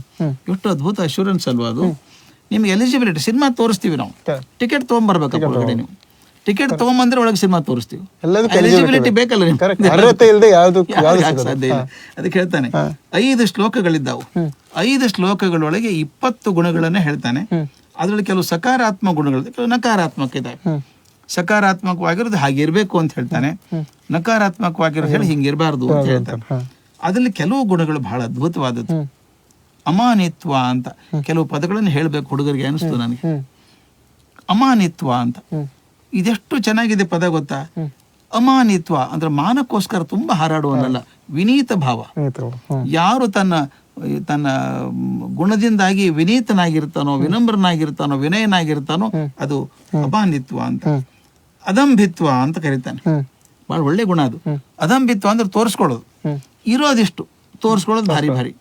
ನನ್ನಂಗೆ ಯಾರಿದ್ದಾರೆ ಅಂತ ಕೊಂಡಾಡುದು, ಇರೋದಿಷ್ಟೇ. ಅದಕ್ಕೆ ಆಡಂಬರದ ಸ್ವಭಾವ ಇದ್ರೆ ಬರೋಲ್ಲ. ಅಹಿಂಸೆ, ಕ್ಷಮಾ ಗುಣ. ಇನ್ನೊಂದು ಬಹಳ ಒಳ್ಳೆ ಗುಣ ಹೇಳ್ತಾನೆ, ಆರ್ಜವ ಅಂತ. ಆರ್ಜವ ಅಂದ್ರೆ ಸರಳತೆ. Life is simple, we make it so complicated. ಆರ್ಜವ ಲೈಫಲ್ಲಿ ಎಷ್ಟು ತೋರಿಸ್ಕೊಳ್ಳೋದೇನು, ಸ್ಟೈಲ್ ಏನು, ಹಾಗೆ ಹೀಗೆ ಅನ್ಕೊಳ್ಳೋದು ಏನೂ ಇರಲ್ಲ. ಅದು ಎಷ್ಟು ಸರಳವಾಗಿರ್ತೀವೋ ಅಷ್ಟು ಅದ್ಭುತವಾಗಿರ್ತದೆ. ತಾವು ಗಮನಿಸಿ, ಪ್ರಪಂಚದಲ್ಲಿ ಯಾರ್ಯಾರು ದೊಡ್ಡವರು ಅಂತ ನಾವು ಗುರುತಿಸ್ಕೊಂಡಿದ್ದೀವೋ ಅವರೆಲ್ಲರೂ ಸರಳವಾಗೇ ಇದ್ದಾರೆ. ಈಗ ನಾನು ಅಬ್ರಹಾಂ ಲಿಂಕನ್ ಬಗ್ಗೆ ಹೇಳ್ಬೋದು, ಮದರ್ ಥೆರೇಸಾ ಬಗ್ಗೆ ಹೇಳ್ಬೋದು, ಅಥವಾ ನಮ್ಮ ರಾಮಕೃಷ್ಣ ಪರಮಹಂಸರ ಬಗ್ಗೆ. ಮುಗ್ಧರದ ಅತಾಧ್ಯ ಮುಗ್ಧತೆ, ಮಗುನೇ ಅವರು. ವಿವೇಕಾನಂದರ ಸರಳತೆ, ಡಾಕ್ಟರ್ ಕಲಾಂ ಹೇಳ್ಬೋದು. ಯಾರ್ಯಾರು ದೊಡ್ಡವರು ಅಂತ ಅನಿಸ್ತದೋ ಅವರೆಲ್ಲ ತುಂಬಾ ಸರಳವಾಗಿದ್ದವರು. ಆರ್ಜವ ಅಂತ ಈ ಪದ ಮಕ್ಕಳು ನೆನ್ಪಿಡ್ಬೇಕು ಹುಡುಗರು. ಎಷ್ಟು ಜೀವನ. ಗಾಂಧೀಜಿ ಜೀವನ ನಾ ಮೊದಲು ನೋಡಿದ್ದೇನೆ ಅವ್ರದ್ದು. ಅಂದ್ರೆ ನಾವು ಡರ್ಬನ್ಗೆ ಹೋದಾಗ ನೋಡಿದ್ದೇನೆ, ಅವ್ರ ಮನೆ ನೋಡಿದ್ದೀನಿ. ಏನ್ ಮನೆ, 15-14 ಸೂಟ್ ಇರ್ಬೇಕು ಅವ್ರದ್ದು, ಆ ಥರದ್ದು ಮೇಂಟೈನ್ ಮಾಡಿದ್ದಾರೆ. 3 ಪೀಸ್ ಸೂಟ್, ಅತ್ತ ಭರ್ಜರಿ ಇರುವಂತ ಮನುಷ್ಯ. ಆದ್ರೆ ಅದಿದ್ದಾಗ ಅವ್ರಿಗೆ ಅಷ್ಟು ಮನಸ್ಸು ಸಮಾಧಾನ ಇರ್ಲಿಲ್ಲ. ಯಾವಾಗ ಎಲ್ಲವನ್ನು ಬಿಟ್ಟು ಆ ಪಂಚಾಯತ್ ಬಂದು ಕೂತ್ಕೊಂಡ್ರು ಮಹಾತ್ಮ ಆಗ್ಬಿಟ್ರು. ಮಹಾತ್ಮ ಆದ್ರು. ಅಂದ್ರೆ ಎಲ್ಲಿವರೆಗೂ ಭಾರ ಹೊತ್ತಿದ್ರು, ನಾನು ಮೋಹನ್ ದಾಸ್ ಕರಮ್ಚಂದ್ ಗಾಂಧಿ ಅಂತ ಹೊತ್ತಿದ್ರು, ಅಲ್ಲಿವರೆಗೂ ಅದು ಸಿಗ್ಲಿಲ್ಲ ಗೌರವ. ಯಾವತ್ತಿದ್ ಯಾವ್ದು ಬೇಡ ನನಗೆ ಅಂದ್ಬಿಟ್ರು ಮಹಾತ್ಮ. ಭಗವದ್ಗೀತೆಯಲ್ಲಿ ಒಂದು ಮಾತು ಬರ್ತದೆ, ಕೃಷ್ಣ ಹೇಳುವಂತ ಮಾತು, ನಿನಗೆ ನಾನು ಏನಾದ್ರೂ ಕೊಡುವಾಗ ಮೊದಲು ನಿನ್ ಕಡೆ ಇರೋದೇನೆಲ್ಲ ಕಿತ್ಕೊಂಡ್ಬಿಡ್ತೀನಿ ಅಂತ. ನಿನ್ ಕಡೆ ಇರುವಂತ ಅಹಂಕಾರ ಕಿತ್ಕೋತೀನಿ, ಈ ಆರ್ಜವನ್ನ ತರ್ತೀನಿ. ಅದು ಎಲ್ಲಿ ನಿನ್ನ ಜೀವನ ಸರಳತೆ ಬಂತು ಅವಾಗ ನಾನು ಶರಣಾಗ್ತೀನಿ, ನಿನಗೆ ಒಪ್ಕೊಂಡ್ಬಿಡ್ತೀನಿ ಅಂತ ಹೇಳ್ತಾನೆ. ಅದೇ ಹೇಳ್ತಾನೆ, ಗುರು ಸೇವೆ, ಶುಚಿ. ನಾನು ಆಗಲೇ ಹೇಳ್ದಂಗೆ ಇದು ಕಾಯ ಶುದ್ಧಿ, ಮನಶುದ್ಧಿ ಎರಡೂ ಆಗ್ಬೇಕು. ಸ್ಥಿರ ಚಿತ್ತತೆ, ಆತ್ಮ ಸಂಯಮ, ಇಂದ್ರಿಯ ತೃಪ್ತಿಯ ವಸ್ತುಗಳಲ್ಲಿ ವೈರಾಗ್ಯ. ಇದು ಬಹಳ ಮುಖ್ಯವಾಗಿ ಹೇಳ್ಬೇಕಾದದ್ದು. ನಮಗೆ ತೃಪ್ತಿ ಆಗೋದು 2 ರೀತಿಯಿಂದ ಆಗುವಂಥದ್ದು. ಒಂದು ಇಂದ್ರಿಯ ತೃಪ್ತಿ, ಇನ್ನೊಂದು ಇಂದ್ರಿಯಾತೀತ ತೃಪ್ತಿ ಆಗುವಂಥದ್ದು. ಏನೋ ತಿನ್ಬೇಕು, ತಿಂದ್ರೆ ನಾಯಿಗೆ ರುಚಿ ಇರ್ತದೆ, ತಿನ್ಬಿಡ್ಬೇಕು. ಮರುದಿವಸ ಒದ್ದಾಡ್ತೀವಿ, ಅದು ಚೀಸ್ ಜಾಸ್ತಿ ಇದೆ ಅಂತ ಒದ್ದಾಡ್ಕೊಂಡು ಪಿಜ್ಜಾ ತಿನ್ಬೇಕು ಅನ್ಸುತ್ತೆ, ಬರ್ಗರ್ ತಿನ್ಬೇಕು ಅನ್ಸುತ್ತೆ. ತಿಂದ್ಮೇಲೆ ಸಂಕಟ ಶುರು ಆಗುತ್ತೆ. ನಾಲಿಗೆಗೆ ಇಂದ್ರಿಯಗಳಿಗೆ ರುಚಿ ಆಗುವಂತಹದ್ದು ಯಾವ್ದಿದೆಯೋ ಅದು ಆರೋಗ್ಯಕ್ಕೆ ಒಳ್ಳೆಯದಲ್ಲ. ನಿಜವಾಗ್ಲೂ ಒಳ್ಳೆಯದಾದ್ರೆ ರಾಜಿಗೆ ರುಚಿ ಆಗಿರ್ಲಿಕ್ಕಿಲ್ಲ. ಅದರಿಂದ ಯಾರು ಇಂದ್ರಿಯ ತೃಪ್ತಿಯ ವಸ್ತುಗಳಲ್ಲಿ ವೈರಾಗ್ಯವಂತ ಹೇಳ್ತಾರೋ ಅವರು ನಿರಹಂಕಾರ. ಇದ್ರ ಜೊತೆಗೆ ಒಂದು ಗುಣ ಹೇಳ್ತಾರೆ, ದೇಹದ ನಶ್ವರತೆಯ ಅರಿವು ಇರಬೇಕು. ದೇಹ ಶಾಶ್ವತ ಅಲ್ಲ ಅನ್ನುವಂಥ ಅರಿವು ಕೂಡ ಇರಬೇಕು. ಮತ್ತ ಮುಖ್ಯವಾಗಿ ಮನಸ್ಸನ್ನ ವಿಷಯ ಮುಕ್ತವನ್ನಾಗಿ ಮಾಡ್ಕೋಬೇಕು. ವಿಷಯ ಅಂದ್ರೆ ಕೆಟ್ಟ ವಿಷಯಗಳ ಕಡೆ ಮನಸ್ಸು ಹೋಗುವ, ಡ್ರಿಂಕ್ಸ್ ಆಗ್ಬೋದು, ಡ್ರಗ್ಸ್ ಆಗ್ಬೋದು, ಸ್ಮೋಕಿಂಗ್ ಆಗ್ಬೋದು, ಇದ್ರ ಕಡೆ ಮನಸ್ಸು ಎಳಿತದೆ. ಆದ್ರೆ ಎಲ್ಲಿವರೆಗೂ ಮುಕ್ತ ಆಗೋದಿಲ್ವೋ ಅಲ್ಲಿವರೆಗೂ ಮನಸ್ಸು ಆ ಕಡೆ ಹೋಗಲ್ಲ. ಈ ಸಮಚಿತ್ತತೆ, ಭಗವಂತನ ಭಕ್ತಿ, ಪರಿಪೂರ್ಣ ಸತ್ವದ ಅನ್ವೇಷಣೆ, ಆತ್ಮ ಸಾಕ್ಷಾತ್ಕಾರಕ್ಕೆ ಸತತ ಪ್ರಯತ್ನ. ಈ 20 ಗುಣಗಳನ್ನ ನೀವು ಫಾಲೋ ಮಾಡ್ತಾ ಹೋದ್ರೆ ಭಗವಂತನ ದರ್ಶನ ಆಗೋಕೆ ಸಾಧ್ಯ ಇದೆ ಅಂತ ಹೇಳ್ತಾನೆ. ನಮ್ಮ ಈ ಕ್ಷೇತ್ರ ದೇಹದ ಮೂಲಕ ಈ ಎಲ್ಲ ಗುಣಗಳನ್ನ ಬೆಳೆಸ್ಬೇಕು ಅಂದಾಗ ಕ್ಷೇತ್ರಜ್ಞನ ದರ್ಶನ ಆಗುವಂತ. ಅವ್ನು ಹೇಳ್ತಾನೆ ಭಗವಂತ, ಅದು DVG ಬಹಳ ಚೆನ್ನಾಗಿ ಹೇಳೋರು, ಭಗವಂತನ ತೋರಿಸಿ ಪ್ರೂಫ್ ಕೊಡಿ ಅಂತ ಕೇಳ್ತಾರೆ. ಕ್ಷೇತ್ರಜ್ಞ ಹೋಗ್ಬೋದು ಅಂತೀರಲ್ರಿ, ಇವೆಲ್ಲ ಹಂಗ ದರ್ಶನ ಆಗತ್ತಾ ನಿಮಗೆ ಅಂತ ಕೇಳ್ತಾರೆ. ದೇವರಿದ್ದಾನೆ ಅಂತ ಪ್ರೂಫ್ ಕೊಡಿ ಅಂದ್ರೆ ಹೇಳ್ತಾರೆ, ನೋಡಪ್ಪ ಪ್ರೂಫ್ ಕೊಡ್ಬೇಕಾದ್ರೆ ಮೊದಲು ನೀ ಎಲಿಜಿಬಿಲಿಟಿ ತಗೋಬೇಕು. ಆಗಲೇ ಹೇಳಿದ್ದಲ್ಲ, ಸಿನಿಮಾಕ್ಕೆ ಹೋಗಿ ಟಿಕೆಟ್ ತಗೋಬೇಕು, ಡಿಗ್ರಿ ಸರ್ಟಿಫಿಕೇಟ್ ಬೇಕು ಅಂದ್ರೆ ಪರೀಕ್ಷೆ ಕೊಡ್ಬೇಕು, ಪಾಸ್ ಆಗಬೇಕು. ಅದೇ ರೀತಿ ಹೇಳ್ತಾರೆ, ಕಣ್ಣು ಕಟ್ಕೊಂಡವ್ರಿಗೆ ಕನ್ನಡಕದಿಂದ ಏನು ಪ್ರಯೋಜನ ಅಂತ. ಕಣ್ಣು ಕಟ್ಕೊಂಡವ್ರಿಗೆ ಕನ್ನಡಕದಿಂದ ಏನು ಪ್ರಯೋಜನ ಆಗತ್ತೆ? ಆದ್ದರಿಂದ ನಾವು ಗತಿ ತಪ್ಪೋದು ಮಹಾಪಾತಕಗಳಿಂದಲ್ಲ, ಸಣ್ಣ ಸಣ್ಣ ತಪ್ಪುಗಳಿಂದ ತಪ್ಪಿಸ್ಕೋತೀವಿ ದಾರಿ. ಮಹಾಪಾತಕ ಮಾಡಿದಂಥ ರಾವಣ, ಹಿರಣ್ಯಕಶಿಪು ಹೋಗ್ಬಿಟ್ರು, ಬೇಗ ಮುಗಿಸ್ಕೊಂಡು ಹೋಗ್ಬಿಟ್ರು. ಸಣ್ಣ ಸಣ್ಣ ಸುಳ್ಳು ಹೇಳ್ಬಿಡ್ತೀವಿ ನಾವು, ಸುಲಭವಾಗಿ ಹೇಳ್ತೀವಿ ಸಣ್ಣ ಸಣ್ಣ ಸುಳ್ಳು. ಇದಕ್ಕೇನಾಗಲ್ಲ, ತಪ್ಪೇನು, ಅದಕ್ಕೇನು ತಪ್ಪಿಟ್ಟು ಸುಳ್ಳು ಹೇಳಿದ್ರೆ ಏನು ತಪ್ಪಾಗತ್ತೆ ಅಂತೀವಿ. ಹೀಗಾಗಿ ಸಣ್ಣ ಸಣ್ಣ ಸುಲಭಗಳನ್ನ ತಪ್ಪು ಮಾಡ್ಕೋತು ನಮ್ಮ ಜೀವನವನ್ನು ಸೊಟ್ಟು ಮಾಡ್ಕೋತೀವಿ. ಪರಮಾತ್ಮನ ದರ್ಶನಕ್ಕೆ ಇವು ಅಡ್ಡ ಆಗ್ತವೆ ಅಂತ ಅನ್ನೋ ಮಾತನ್ನು ಕೃಷ್ಣ ಹೇಳ್ತಾನೆ. ಸಣ್ಣ ಸಣ್ಣ ತಪ್ಪುಗಳಿವು, ಸಣ್ಣ ಸಣ್ಣ ತಪ್ಪಿಗೆ ಏನು ತೊಂದರೆ ಇಲ್ಲ ಅಂತ ಅನ್ನೋಂಗಿಲ್ಲ. ಸಣ್ಣ ತಪ್ಪು ತಪ್ಪೇ, ಅವುಗಳನ್ನ ತಡ್ಕೊಳ್ಳೋದಾದ್ರೆ ಬಹುಶಃ ನಿಮಗೆ ಪರಮಾತ್ಮನ ದರ್ಶನಕ್ಕೆ ಅನುಕೂಲ ಆಗುತ್ತೆ. ನನ್ನ ನಂಬಿಕೆ ಸರ್, ನಾವು ಮಾಡಿರೋ ತಪ್ಪುಗಳಿಗೆ ಯಾವ ಕೋರ್ಟು ಕಚೇರಿ ಬೇಕಿಲ್ಲ. ನಮ್ಮ ಆತ್ಮವೇ ಸಾಕ್ಷಿ, ನಮಗೆ ಗೊತ್ತಿರುತ್ತೆ ಸರಿಯಾದ ತಪ್ಪು ಅಂತ. ನಾವು ಕೋರ್ಟು ಕಚೇರಿಗೆ ಹೋಗೋದು ಒಂದೇ, ನಾವು ತಪ್ಪು ಮಾಡದೇ ಇದ್ದಾಗ ನಮ್ಮನ್ನ ತಪ್ಪಿದಸ್ತರು ಅಂದಾಗ ನಾವು ಅದನ್ನ ಪ್ರೂವ್ ಮಾಡ್ಕೊಳಕ್ ನಾವು ತಪ್ಪು ಮಾಡಿಲ್ಲ ಅಂತ. ಇಲ್ಲಾಂದ್ರೆ ನಮಗೆ ಗೊತ್ತಿರುತ್ತೆ ನಾನು ತಪ್ಪು ಮಾಡಿದೀನ ಇಲ್ವಾ. ದೇವರ ಆತ್ಮವೇ ಸಾಕ್ಷಿ ಆದಾಗ, ಆತ್ಮಸಾಕ್ಷಿ ಅಲ್ಲೂ ಕೇಳ್ತಾರ ಸರ್, ನಿಮ್ಮ ಆತ್ಮಸಾಕ್ಷಿ ಪ್ರಕಾರ ನಾವು ಹೇಳ್ತೀವಲ್ಲ, ಆತ್ಮಸಾಕ್ಷಿ ಪ್ರಕಾರ ಹೇಳುವಂತಂದ್ರೆ ಆತ್ಮಸಾಕ್ಷಿ ಇದ್ದಾಗ ನೀವು ತಪ್ಪು ಮಾಡೋದಿಲ್ಲ. ಆ ಕ್ಷೇತ್ರದಲ್ಲಿರುವಂತ ಕ್ಷೇತ್ರಜ್ಞನ ಸೆಲ್ಫ್ ರಿಯಲೈಸೇಷನ್, ಆತ್ಮ ಸಾಕ್ಷಾತ್ಕಾರ ಅದೇ ಅಲ್ಲ ಸರ್. ಅಲ್ಲ, ಕ್ಷೇತ್ರಜ್ಞ ಇದ್ದಾನೆ, ಅವನು ಗಮನಿಸ್ತಾನೆ ನಿಮ್ಮನ್ನ ಅಂತ ಅದೇ ಆತ್ಮ ಸಾಕ್ಷಿ, ಅದೇ ಸಾಕ್ಷಿ. ಸೊ ಅಂದ್ರೆ ಈ ಎಲ್ಲ ಗುಣಗಳು ಈ ಕ್ಷೇತ್ರದ ಮೂಲಕ ನೀವು ಹೇಳಿದ್ರಲ್ಲ ಈಗ ಅಮಾನವತೆ, ಅದೆಲ್ಲ ಗುಣಗಳನ್ನ ಬೆಳೆಸ್ಕೊಂಡಾಗ ಮಾತ್ರ ನಮಗೆ ಕ್ಷೇತ್ರಜ್ಞ ಇದ್ದಾನೆ ಅಂತ ಗೊತ್ತಾಗುತ್ತೆ, ನೆನಪಾಗುತ್ತೆ. ಆ ಜ್ಞಾನವೇ ಕ್ಷೇತ್ರಜ್ಞನ ಜ್ಞಾನ. ಸರ್ ಇಲ್ಲಿ ಇನ್ನೊಂದು ಹೇಳ್ತಾನೆ, ನಾವು ಎಲ್ಲರೂ ಒಂದು ಪ್ರಶ್ನೆ ಕೇಳ್ತೀವಿ, ದೇವ್ರಿಲ್ಲಿದ್ದಾನೆ ಅಂತ. ನಾವು ಕಳೆದ ಅಧ್ಯಾಯದಲ್ಲಿ ಏನಂದ್ಕೊಂಡ್ವಿ, ದೇವರನ್ನ ಮೂರ್ತಿ ಪೂಜೆ ಮೂಲಕ ಪಡ್ಕೊಬಹುದು, ದೇವರನ್ನ ನಿರಾಕಾರ ಬ್ರಹ್ಮನಾಗಿ ನೀವು ಧ್ಯಾನದ ಮೂಲಕ ಪಡಿಬಹುದು ಅಂತ. ಬಟ್ ಇಲ್ಲಿ ಕೃಷ್ಣ ತಾನು ಎಲ್ಲಿದ್ದೀನಿ ಅನ್ನೋದನ್ನ ಬಹಳ ಸುಲಭವಾಗಿ ಹೇಳ್ಬಿಡ್ತಾನೆ, ನಮ್ಗೆ ಅರ್ಥ ಆಗ್ಲಿ ಅಂತ.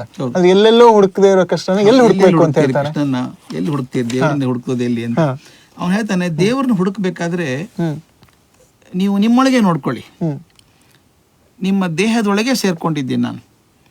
ದೇಹದ ಪ್ರತಿಯೊಂದು ಕಣದಲ್ಲಿ ಭಗವಂತ ಇದ್ದಾನೆ. ಕೈಯಲ್ಲಿದ್ದಾನ, ಕಾಲಲ್ಲಿದ್ದಾನ ಅಂತ ಕೇಳೋ ಕಾರಣ ಇಲ್ಲ. ನಮ್ಮ ಪರಂಪರೆಯಲ್ಲಿ ಭಗವಂತನನ್ನು ಎಲ್ಲೆಲ್ಲೂ ಕಾಣಬೇಕು ಅಂತ ನಮ್ದೊಂದು ಆಸೆ. ಹಿರಣ್ಯಕಶಿಪು ಪ್ರಹ್ಲಾದನ ಕೇಳ್ತಾನೆ, ನಿನ್ನ ನಾರಾಯಣ ಎಲ್ಲಿದ್ದಾನೆ? ಈ ಕಂಬದಲ್ಲಿದ್ದಾನ. ಎಷ್ಟು ಸಾಂಕೇತಿಕವಾಗಿರುವುದಂದ್ರೆ, ಕಂಬಕ್ಕೆ ಹೊಡೆದಾಗ ನರಸಿಂಹ ಹೊರಗೆ ಬಂದ ಅಂತ ಹೇಳ್ತಾರೆ. ಅಂದ್ರೆ ಕಲ್ಲಿನ ಕಂಬದಲ್ಲಿ ಕೂಡ ಭಗವಂತ ಇದ್ದಾನೆ ಅಂತ. ಹಾಗಿರೋದಾದ್ರೆ ಈ ಕ್ಷೇತ್ರದಲ್ಲಿ ಇರೋಕೆ ಸಾಧ್ಯ ಇಲ್ವಾ? ಪ್ರತಿಯೊಂದು ನಮ್ಮ ಕಾರ್ಯಕ್ಕೆ, ನನ್ನ ನಡೆಗೆ, ನನ್ನ ಚಿಂತನೆಗೆ ಸಾಕ್ಷೀಭೂತನಾಗಿ ಭಗವಂತ ಒಳಗಿದ್ದಾನೆ. ಅವನೇನು ಆಕ್ಷನ್ ತಗೊಳ್ಳಲ್ಲ, ನೋಡ್ತಾ ಇರ್ತಾನೆ, ಅಬ್ಸರ್ವ್ ಮಾಡ್ತಾ ಇರ್ತಾನೆ. ಇಲೆಕ್ಟ್ರಿಸಿಟಿ ಇದ್ದ ಹಾಗೆ, ಮತ್ತೆ ಅದಕ್ಕೆ ಎಲ್ಲಿ ಬರ್ಬೇಕು ನಾನು? ಇಲೆಕ್ಟ್ರಿಸಿಟಿ ಮಷಿನ್ ರಿಪೇರ್ ಮಾಡಲ್ಲ, ಅದು ನೋಡ್ತಾ ಇರುತ್ತೆ. ಕೆಟ್ಟರೆ ಕೆಟ್ಟಿದೆ, ಬಿಟ್ಟರೆ ಬಿಟ್ಟಿದೆ, ನಾನೇನು ಮಾಡೋದು? ಇದು ಕರೆಂಟ್ ಮಷಿನ್ ಸರಿ ಮಾಡಿದ್ರೆ ಕರೆಂಟ್ ಆಯ್ತಾನೆ, ಇದ್ರೆ ಹಾಕೋಲ್ಲ ಅಷ್ಟೇ. ಕ್ಯಾಮ್ರಾ ಇದ್ದಂಗೆ, ಕ್ಯಾಮ್ರಾ ಏನು ಮಾಡುತ್ತೆ? ಮುಂದೆ ಕೂತದನ್ನು ರೆಕಾರ್ಡ್ ಮಾಡ್ಕೊಳ್ಳುತ್ತೆ. ನೀವು ಏನು ತೋರಿಸ್ತೀರಿ ಅನ್ನೋದು ನೀವು ಹುಷಾರಾಗಿರ್ಬೇಕು. ಇದು ಆತ್ಮಜ್ಞ, ಒಳಗಡೆ ಕ್ಷೇತ್ರಜ್ಞ ಇದ್ದಾನಲ್ಲ, ಅವನು ಕ್ಯಾಮ್ರಾ ಇದ್ದ ಹಾಗೆ. ಮುಂದೆ ಇದು ಒಳ್ಳೇದು ತೋರಿಸಿದ್ರೆ ಒಳ್ಳೇದು ರೆಕಾರ್ಡ್ ಆಗುತ್ತೆ, ಕೆಟ್ಟ ತೋರಿಸಿದ್ರೆ ಕೆಟ್ಟದ್ದು ರೆಕಾರ್ಡ್ ಆಗುತ್ತೆ. ಅವನು ಸಾಕ್ಷೀಭೂತವಾಗಿರ್ತಾನೆ. ಅದ್ರದ್ದು ಹೇಳ್ತಾನೆ, ಭಗವಂತ ಹೊರಗೆಲ್ಲೂ ಹುಡುಕ್ಬೇಡಿ, ನೀವು ಒಳಗಿದೆ ಅಂತ. ಒಂದು ಮಾತು ಹೇಳಬೇಕು, ಜುನಾಯದ್ ಅಂತ ಬಹುದೊಡ್ಡ ಸೂಫೀಸ್ ಅಂತ, ಅವನು ಹೇಳ್ತಾನೆ, ದೇವರು ನೋಡ್ಬೇಕು ಅಂತ ಬಹಳ ಪ್ರಯತ್ನ ಮಾಡಿದೆ ನಾನು. ಎಲ್ಲಿ ನೋಡ್ಬೇಕು? ಹೋದೆ, ಹಿಂದೂ ದೇವಸ್ಥಾನಗಳಿಗೆ ಹೋದೆ, ಗುಡಿ ಒಳಗೆ ಹೋದೆ, ಗರ್ಭಗುಡಿ ಒಳಗೆ, ದೇವ್ರು ಕಾಣಿಸ್ಲಿಲ್ಲ. ಚರ್ಚಿಗೆ ಹೋದೆ, ಅಲ್ಲಿಯೂ ಕಾಣಿಸ್ಲಿಲ್ಲ. ಮಕ್ಕಾಕ್ ಹೋದೆ, ಕಾಬಾಕ್ ಹೋದೆ, ಅಲ್ಲೂ ದೇವ್ರು ಕಾಣಿಸ್ಲಿಲ್ಲ. ಹೇರತ್ ಹೋದೆ, ಬೆಟ್ಟದ ಮೇಲೆ ಹೋದೆ, ಎಲ್ಲೂ ಕಾಣಿಸ್ಲಿಲ್ಲ. ಸಮುದ್ರದ ಆಳಕ್ಕೆ ಹೋದೆ, ಅಲ್ಲೂ ಕಾಣಿಸ್ಲಿಲ್ಲ. ಕೊನೆಗೆ ಎಲ್ಲಿ ಹುಡುಕೋ ದೇವ್ರನ್ನ ಅಂತ ನಾನು ಮನಸ್ಸೊಳಗೆ ನೋಡ್ಕೊಂಡೆ, ಅಲ್ಲೇ ಒಳಗೆ ಕೂತಿದ್ದ ಅವನು ಅಂತ. ಅಂದ್ರೆ ನಾವು ದೇವರನ್ನ ನಮ್ಮ ಹೃದಯ ಒಂದ್ಬಿಟ್ಟು ಹುಡುಕಿ ಎಲ್ಲಾ ಕಡೆ ಹುಡುಕ್ತಾ ಇದ್ದೀವಿ ಅಂತ. ಕೃಷ್ಣ ಹೇಳ್ತಾನೆ, ನಾನು ಇರೋದು ಹೊರಗಡೆ ಎಲ್ಲೂ ಇಲ್ಲ, ನಿಮ್ಮೊಳಗೆ ಇದ್ದೀನಿ, ಸ್ಥಿತನಾಗಿದ್ದೀನಿ. ಮತ್ತೆ ಇನ್ನೊಂದು, ಇವೊಂದು ಬಹಳ ಚಂದದ ಪ್ರಶ್ನೆ ಇದು. ಪ್ರತಿಯೊಂದು ಕ್ಷೇತ್ರ, ಒಂದೊಂದು ದೇಹ ಒಂದೊಂದು ಕ್ಷೇತ್ರ ತಾನೆ. ಇದು ನನ್ನ ಕ್ಷೇತ್ರ, ಇದು ನಿಮ್ಮ ಕ್ಷೇತ್ರ, ಇದು ಅವ್ರ ಕ್ಷೇತ್ರ ಅಂತ ಇರ್ತದೆ. ಪ್ರತಿಯೊಂದು ಕ್ಷೇತ್ರಕ್ಕೆ ಒಬ್ಬ ಕ್ಷೇತ್ರಜ್ಞ ಇದ್ದಾನ. ಅಷ್ಟೊಂದು ಜನ ದೇವರು ಇರೋಕೆ ಸಾಧ್ಯನಾ ಅಂತ ಪ್ರಶ್ನೆ ಬರುತ್ತೆ. ಅದೇ ಪ್ರಶ್ನೆ ಬರೋದು. ನಮ್ಮಲ್ಲಿದ್ರೆ ಹಂಗ ನಿನ್ನಲ್ಲಿ ಹೆಂಗಿರ್ತಾನೆ, ಎಲ್ಲರಲ್ಲೂ ದೇವರೇ ಹೆಂಗಿರ್ತಾನೆ. ಈಗ ನಂದು ಕ್ಷೇತ್ರ, ನನಗೊಬ್ಬ ಕ್ಷೇತ್ರಜ್ಞ ಇದ್ದಾನೆ. ಈಗ 130 ಕೋಟಿ ಜನ ಭಾರತದಲ್ಲಿ ನನ್ನ ದೇವರು ನಿನ್ ದೇವರು ಬೇರೆನಾ? ಈಗ 130 ಕೋಟಿ ಜನ ಇದ್ದಾಗ 130 ಕೋಟಿ ಕ್ಷೇತ್ರಜ್ಞರಿದ್ದಾನೆ ಆಯ್ತಲ್ಲ, ಅವೆಲ್ಲ ಆತ್ಮಗಳೇ ಅಲ್ವಾ? ಅವು ಚೈತನ್ಯ ಆತ್ಮಗಳು, ನಿಜ. ಇದನ್ನ ಕ್ಷೇತ್ರಜ್ಞ ಅಂತ ಕರೆಯೋಣ. ಇದು ಆತ್ಮ. ಇದು ಎಲ್ಲಕ್ಕೂ ಮೀರಿದಂತಹ ಒಂದು ಆತ್ಮ ಇದೆ, ಪರಮಾತ್ಮ ಅಂತ. ಅದು ಪರಮಾತ್ಮ ಅಂತ ಕರಿತೀವಿ. ಆ ಪರಮಾತ್ಮದ ಒಂದು ಅಂಶ ನಮ್ಮ ಆತ್ಮಜ್ಞ, ನಮ್ಮದೇ ಕ್ಷೇತ್ರಜ್ಞ ಇರುವಂತಹದ್ದು. ನಮ್ಮಲ್ಲಿ ಇರುವಂತಹದ್ದೆಲ್ಲ ಒಂದೊಂದು ಅಂಶ ಅದು. ಈಗ ನಾನು ಹೇಳಿದಾಗೆ ಕರೆಂಟ್ ಕೊಟ್ಟಾಗ ನಮ್ಮ ಮನೆಗೆ 10 kV ಪವರ್ ತಗೊಂಡ್ಬಿಡ್ತೀವಿ. 10 kV ಎಲ್ಲ ಫ್ರಿಜ್ಗೆ ಹಾಯಿಸಲ್ಲ, ನಾನು ಹಂಚ್ಕೊಂಡಿರ್ತೀವಿ. LED ಒಂದಿಷ್ಟು ಪವರ್ ತಗೊಳುತ್ತೆ, ಬಲ್ಬ್ ಒಂದಿಷ್ಟು ಪವರ್ ತಗೊಳುತ್ತೆ, ಕಿಚನ್ ಸ್ಟೋವ್ ಒಂದಿಷ್ಟು ತಗೊಳುತ್ತೆ ಅಲ್ವಾ? ಹಾಗೆ ಪ್ರತಿಯೊಂದು ದೇಹಗಳು ಕ್ಷೇತ್ರ ತಮ್ಮ ಬೇಕಾದಂತ ಕ್ಷೇತ್ರಜ್ಞರೊಳಗಿಟ್ಕೊಂಡಿದ್ದಾವೆ. ಇವೆಲ್ಲ ಕ್ಷೇತ್ರಜ್ಞರು ಮೂಲ ಒಂದೇ. ಅದರಿಂದ ಒಟ್ಟಿಗೆ ಇರ್ತಾರೆ, ಎಲ್ಲವೂ. ಅದಕ್ಕೆ ನಾವು ಹೇಳೋದಿಲ್ಲ ದೇವರು ನಮ್ಮೊಳಗೆ ಆತ್ಮದೊಳಗೆ ಇದ್ದಾನೆ ಅಂತ ಹೇಳಿದ್ರೆ, ದೇವರು ನಮ್ಮ ಆತ್ಮ ಜೊತೆನೇ ಇದ್ದಾನೆ, ಖಂಡಿತ ಇದ್ದಾನೆ, ಎಲ್ಲರಲ್ಲೂ ಇದ್ದಾನೆ, ಒಳಗಡೆ ಹೊರಗಡೆ ಎಲ್ಲ. ಹೌದು. ಸೊ ಅವನು ಪರಮಾತ್ಮ. ನಾವು ಆತ್ಮ ಆಗಿದ್ದಾಗ ಒಂದು ಕ್ಷೇತ್ರದಲ್ಲಿ ಇರ್ಬೋದು. ನಾವು ಆತ್ಮ ಒಂದು ಕ್ಷೇತ್ರದಲ್ಲಿ ಇರ್ಬೋದು, ಪರಮಾತ್ಮ ಎಲ್ಲ ಕ್ಷೇತ್ರದಲ್ಲಿ ಇರ್ತಾನೆ. ಆ ಪರಮಾತ್ಮ ಹೇಗೆ ಅಂತಂದ್ರೆ, ಒಂದು ಮಡಿಕೆ ಮಣ್ಣು ಕಲಿಸ್ತಾನೆ, ರಾಶಿ ಮಣ್ಣು ಕಲಿಸ್ತಾನೆ ಕುಂಬಾರ. ಗುಡ್ಡೆ ಕಲಿಸಿಟ್ಟು ಹೆದ ಮಾಡಿ ಅದೇ ಮಣ್ಣು ತಗೋತಾನೆ, ಮತ್ತೆ ಪಾತ್ರೆ ಮಾಡ್ತಾ ಇರ್ತಾನೆ. ದೀಪಾವಳಿ ಬಂತು, ದೀಪ ಮಾಡ್ಬೇಕು, ಸಾವಿರಾರು ದೀಪ ಮಾಡಿ ಇಡ್ತಾನೆ. ಸಾವಿರಾರು ದೀಪ ನೋಡಕ್ ಬೇರೆ ಬೇರೆ ಬೇರೆ ಬೇರೆ ಇದಾವು ಎಲ್ಲಾನು ಅಲ್ವಾ? ಒಂದೊಂದು ದೀಪದಲ್ಲಿ ಒಂದು ದೀಪ ಇಡ್ಬೋದು ನಾನು. ಆದ್ರೆ ಬಂದದ್ದು ಎಲ್ಲಿಂದ? ಇದೆಲ್ಲ ಒಂದೇ ಮಣ್ಣಿನ ಗುಡ್ಡೆಯಿಂದ ಬಂದದ್ದು. ಅದು ಬೇಸಿಕ್ಲಿ ಮಣ್ಣೆ, ಒಂದೇ ಗುಡ್ಡೆಯಿಂದ ಬಂದದ್ದು, ಬೇರೆ ಬೇರೆ ಆಕಾರದಲ್ಲಿ ಬಂತು. ನಾವೆಲ್ಲರೂ ಹಾಗೇನೆ. ಎಷ್ಟು ಜನ ಇದೆಯೋ ಭೂಮಿ ಮೇಲೆ ಅಷ್ಟು ಆಕಾರಗಳು ಆ ಮೂಲ ಶಕ್ತಿಯಿಂದಾನೇ ಬಂದದ್ದು. ಆ ಮೂಲ ಶಕ್ತಿ ಪರಮಾತ್ಮ ಅಂತ ಕರಿತೀವಿ. ಆ ಪರಮಾತ್ಮ ಒಂದೊಂದು ಅಂಶ ರೂಪವಾಗಿ ನಮ್ಮಲ್ಲಿ ಕ್ಷೇತ್ರಜ್ಞನಾಗಿ ಕೂತ್ಕೊಂಡಿದೆ. ಒಬ್ಬನೇ ಮಾಡಕ್ಕಾಗಲ್ಲ. ನಮ್ಮ ಮಣ್ಣಿನ ಗುಡ್ಡೆ ಹಂಗೆ ಇಡೋಕ್ಕಾಗುತ್ತಾ ಪ್ರಣತೆ ಮಾಡೋದಕ್ಕೆ? ಆ ಮಣ್ಣಿನ ಗುಡ್ಡೆಯಿಂದ ಇಷ್ಟಿಷ್ಟೇ ಮಣ್ಣು ತಗೊಂಡು ಪ್ರಣತೆ ಮಾಡ್ತಾನು.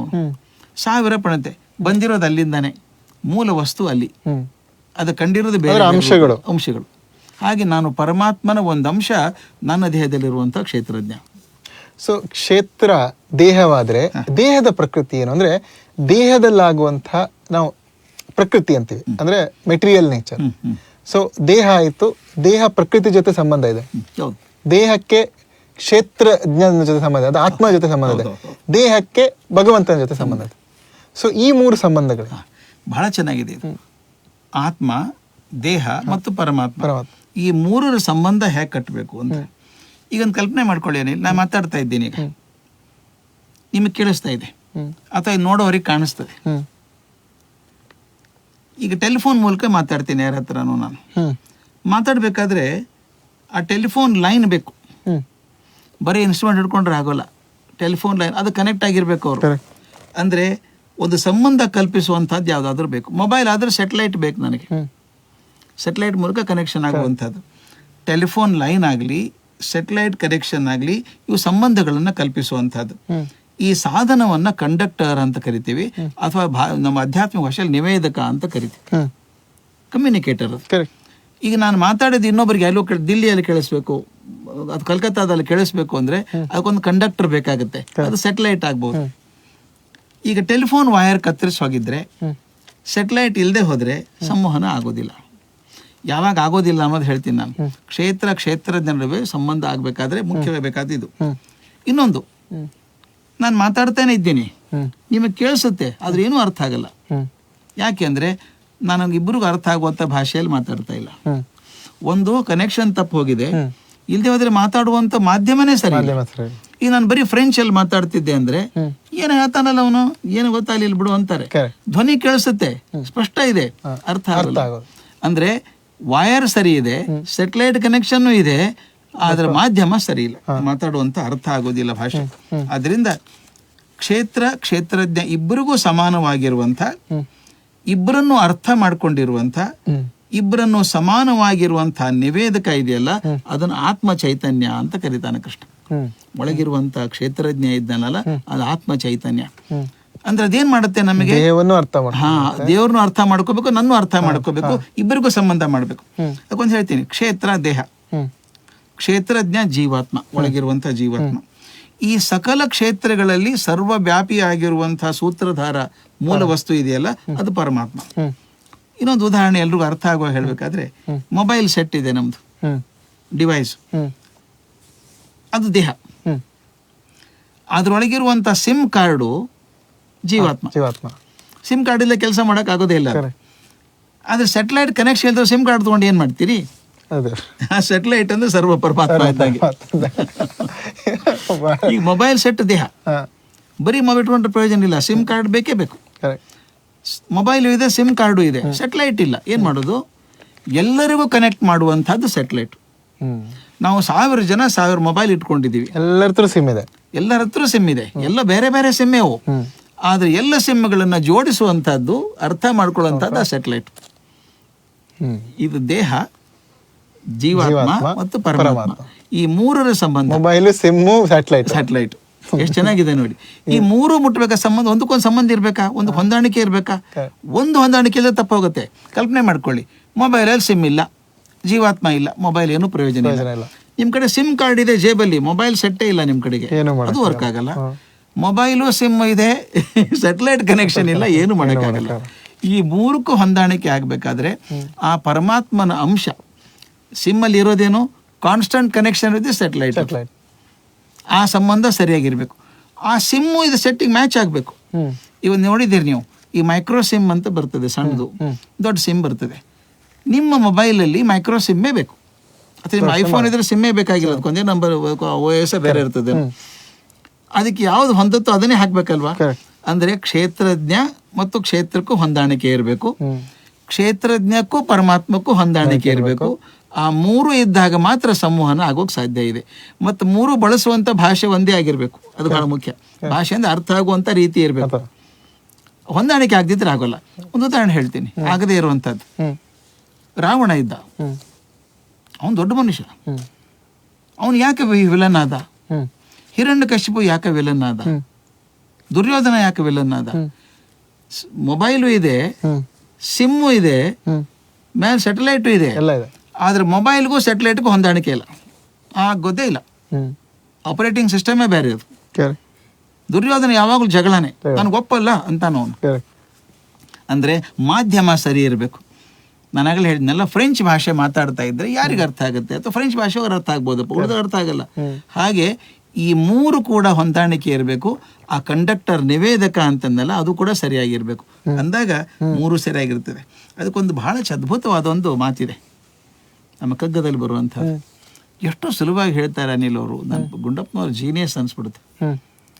ದೇಹವೆಂಬುದು ಕುದುರೆ, ಆತ್ಮನದರ ಆರೋಹಿ.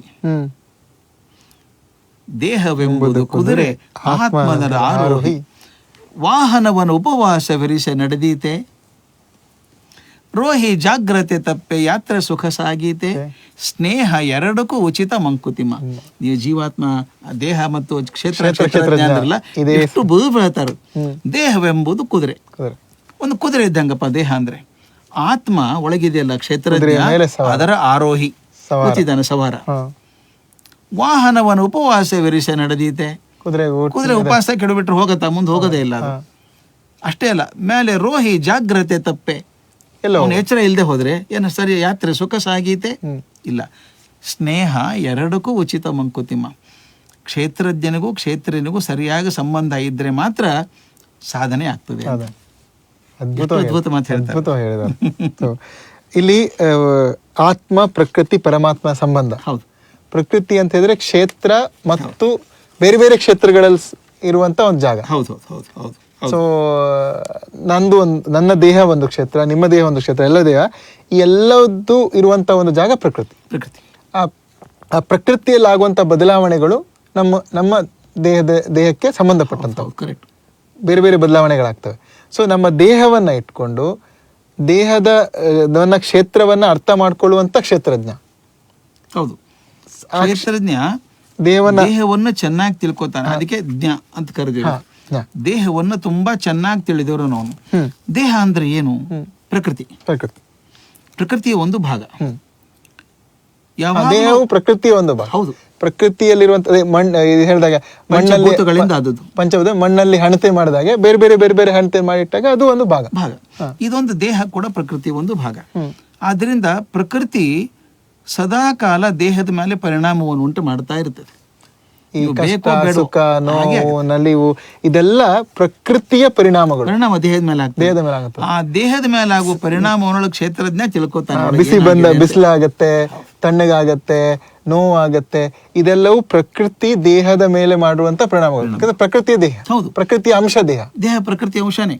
ಮತ್ತೆ ಅದಕ್ಕೇನಾಗುತ್ತೆ, ಆ ದೇಹಕ್ಕಾದಂತಹ ಬದಲಾವಣೆಯನ್ನ ಕ್ಷೇತ್ರಜ್ಞ ಗುರುತಿಸ್ತದೆ. ಗುರುತಿಸಿ ಆಗಾಗ ಕರೆಕ್ಷನ್ ಮಾಡ್ತಾ ಇರ್ತದೆ ಅದು. ಮತ್ತೆ ಇನ್ನೊಂದು ಮೇಲೆ ಪರಮಾತ್ಮ ಇದೆಯಲ್ಲ, ಇದನ್ನ ಜೋಡಿಸ್ಬೇಕು, ಅದಕ್ಕೆ ಇದಕ್ಕೆ ಜೋಡಿಸ್ಬೇಕು. ಆ ಮಾಧ್ಯಮ ಇರೋದೇ ಕ್ಷೇತ್ರಜ್ಞ. ಸರ್, ಹೀಗೆ ಅರ್ಥ ಮಾಡ್ಕೊಬೋದಾ, ಈ ದೇಹದಲ್ಲಿ ಆಗೋ ಬದಲಾವಣೆಗಳಿದೆಯಲ್ಲ, ಕಷ್ಟ, ಸುಖ, ನೋವು, ನಲಿವು, ಅದೆಲ್ಲ ಬದಲಾವಣೆಗಳು ಕ್ಷೇತ್ರಜ್ಞನಿಗೆ ಅರ್ಥ ಆದಾಗ, ಕ್ಷೇತ್ರಜ್ಞ ಭಗವಂತನ ಜೊತೆ ಸಂಬಂಧ ಇದಾದಾಗ ಒಂದು ಭಾಗ ಕ್ಷೇತ್ರಜ್ಞ ಯಾವಾಗ ಈ ದೇಹವನ್ನ ನಿಯಂತ್ರಿಸೋಕೆ ಶುರು ಮಾಡ್ತಾನೆ, ಆವಾಗ ದೇಹದ ಕಷ್ಟಗಳು ಮಾಯ ಆಗ್ತವೆ. ಕರೆಕ್ಟ್. ಈಗ ಒಂದು ಕಲ್ಪನೆ ಮಾಡ್ಕೊಳ್ಳಿ, ಈಗ ಪ್ರೈಮ್ ಮಿನಿಸ್ಟರ್ ಇದ್ದಾರೆ, ಅವ್ರು ಇನ್ಸ್ಟ್ರಕ್ಷನ್ ಕೊಡ್ತಾರೆ, ಎಲ್ಲ ರಾಜ್ಯಗಳಿಗೆ ಈ ಕೆಲಸ ಮಾಡಬೇಕು ಅಂತ ಕೊಡ್ತಾರೆ ಅಲ್ವಾ. ಆ ರಾಜ್ಯಗಳಿದ್ದ ಜವಾಬ್ದಾರಿಯಿಂದ ಅದನ್ನು ನಿರ್ವಹಿಸಬೇಕಾಗತ್ತೆ. ನಿರ್ವಹಿಸಿ ಆ ರಾಜ್ಯವನ್ನು ಚೆನ್ನಾಗಿ ಮಾಡಬೇಕು. ರಾಜ್ಯ ಕ್ಷೇತ್ರ, ರಾಜ್ಯದ ಮುಖ್ಯಮಂತ್ರಿ ಕ್ಷೇತ್ರಜ್ಞ, ಪ್ರಧಾನಮಂತ್ರಿ ಪರಮಾತ್ಮ. ಪರಮಾತ್ಮ ಇನ್ಸ್ಟ್ರಕ್ಷನ್ ಕೊಟ್ಟ ಹಾಗೆ ಕೆಲಸ ಮಾಡ್ತಾರೆ ಮುಖ್ಯಮಂತ್ರಿಗಳು. ಕ್ಷೇತ್ರಜ್ಞ ಕೆಲಸ ಮಾಡೋದು ಪರಮಾತ್ಮ ನಿರ್ದೇಶನದ ಹಾಗೆ. ಯಾಕಂದ್ರೆ ಕ್ಷೇತ್ರಜ್ಞ ಬೇರೆ ಅಲ್ಲ, ಪರಮಾತ್ಮ ಬೇರೆ ಅಲ್ಲ, ಪರಮಾತ್ಮನ ಒಂದು ಅಂಶ ಅದು. ಮತ್ತೆ again come back to electricity. ಮನೆಗೆ ಎಲೆಕ್ಟ್ರಿಸಿಟಿ ಎಲ್ಲದಕ್ಕೂ ಕೊಟ್ಬಿಟ್ಟಿದೀವಿ, ಎಲ್ಲ ಇನ್ಸ್ಟ್ರಕ್ಷನ್.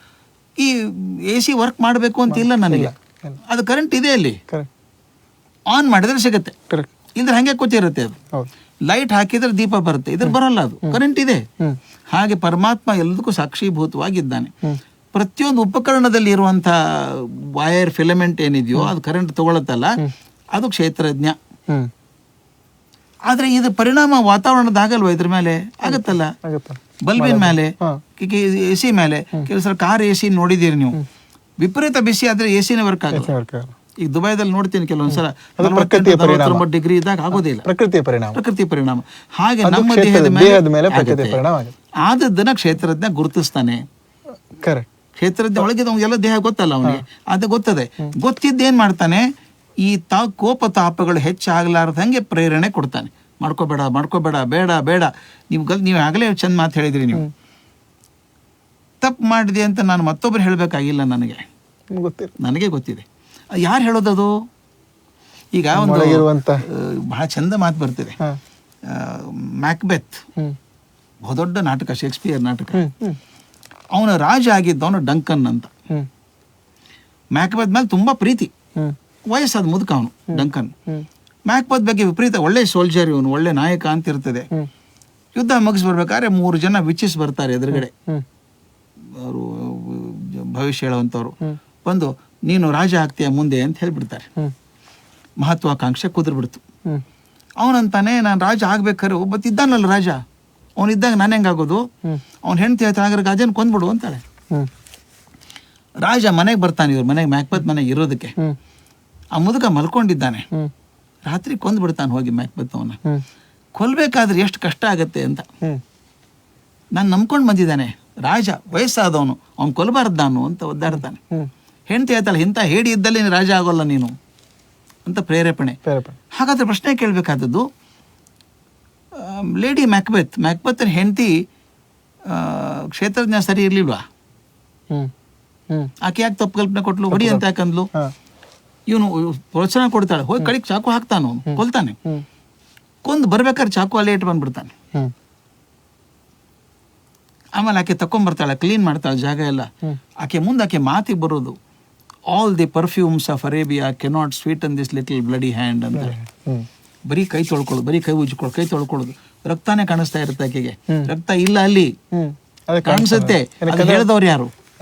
ಒಳಗಡೆ ಇದ್ದಂತ ಕಾನ್ಶಿಯನ್ಸ್ ಇದೆಯಲ್ಲ, ಅದನ್ನೇ ಆತ್ಮ ಪ್ರಜ್ಞೆ, ಆತ್ಮ ಸಾಕ್ಷಿ ಅಂತೀವಿ. ಅದೇ ಕ್ಷೇತ್ರಜ್ಞ. ಅದು ರಿಮೈಂಡ್ ಮಾಡ್ತಾ ಇರುತ್ತೆ.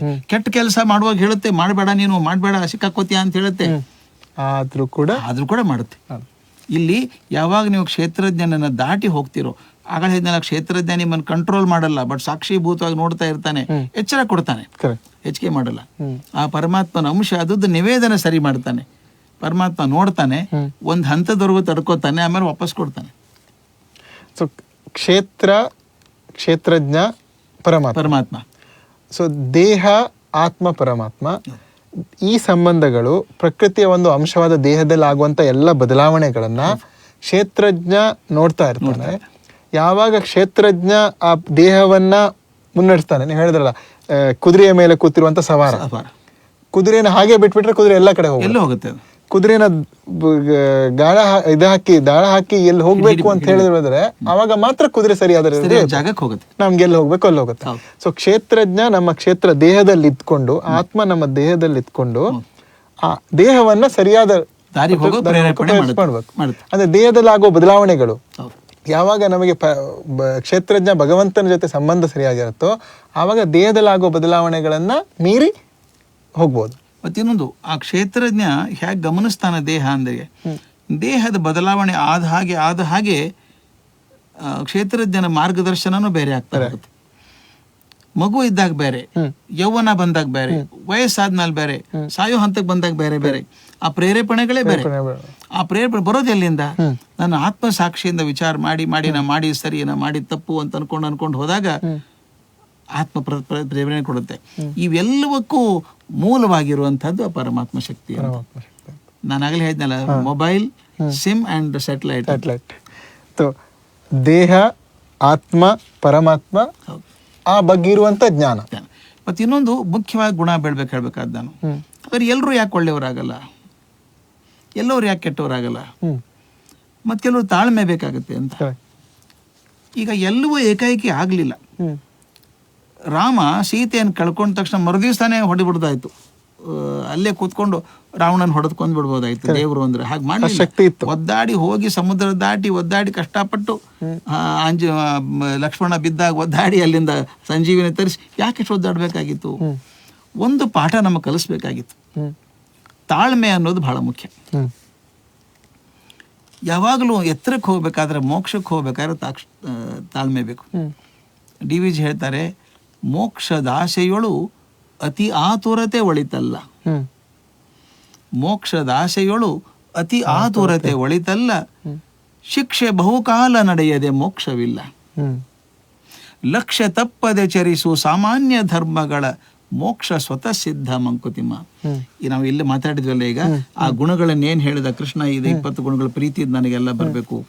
ಈ ಕ್ಷೇತ್ರಜ್ಞ ಏನ್ ಕೆಲಸ ಮಾಡ್ತಾನೆ ಅಂತೆಲ್ಲ ಕೇಳ್ತೀವಲ್ಲ, ಅದು ಹೇಳ್ತಾರವರು, ಮೋಕ್ಷದ ಆಶೆಗಳು ಅತಿ ಆತುರತೆ ಒಳಿತಲ್ಲ.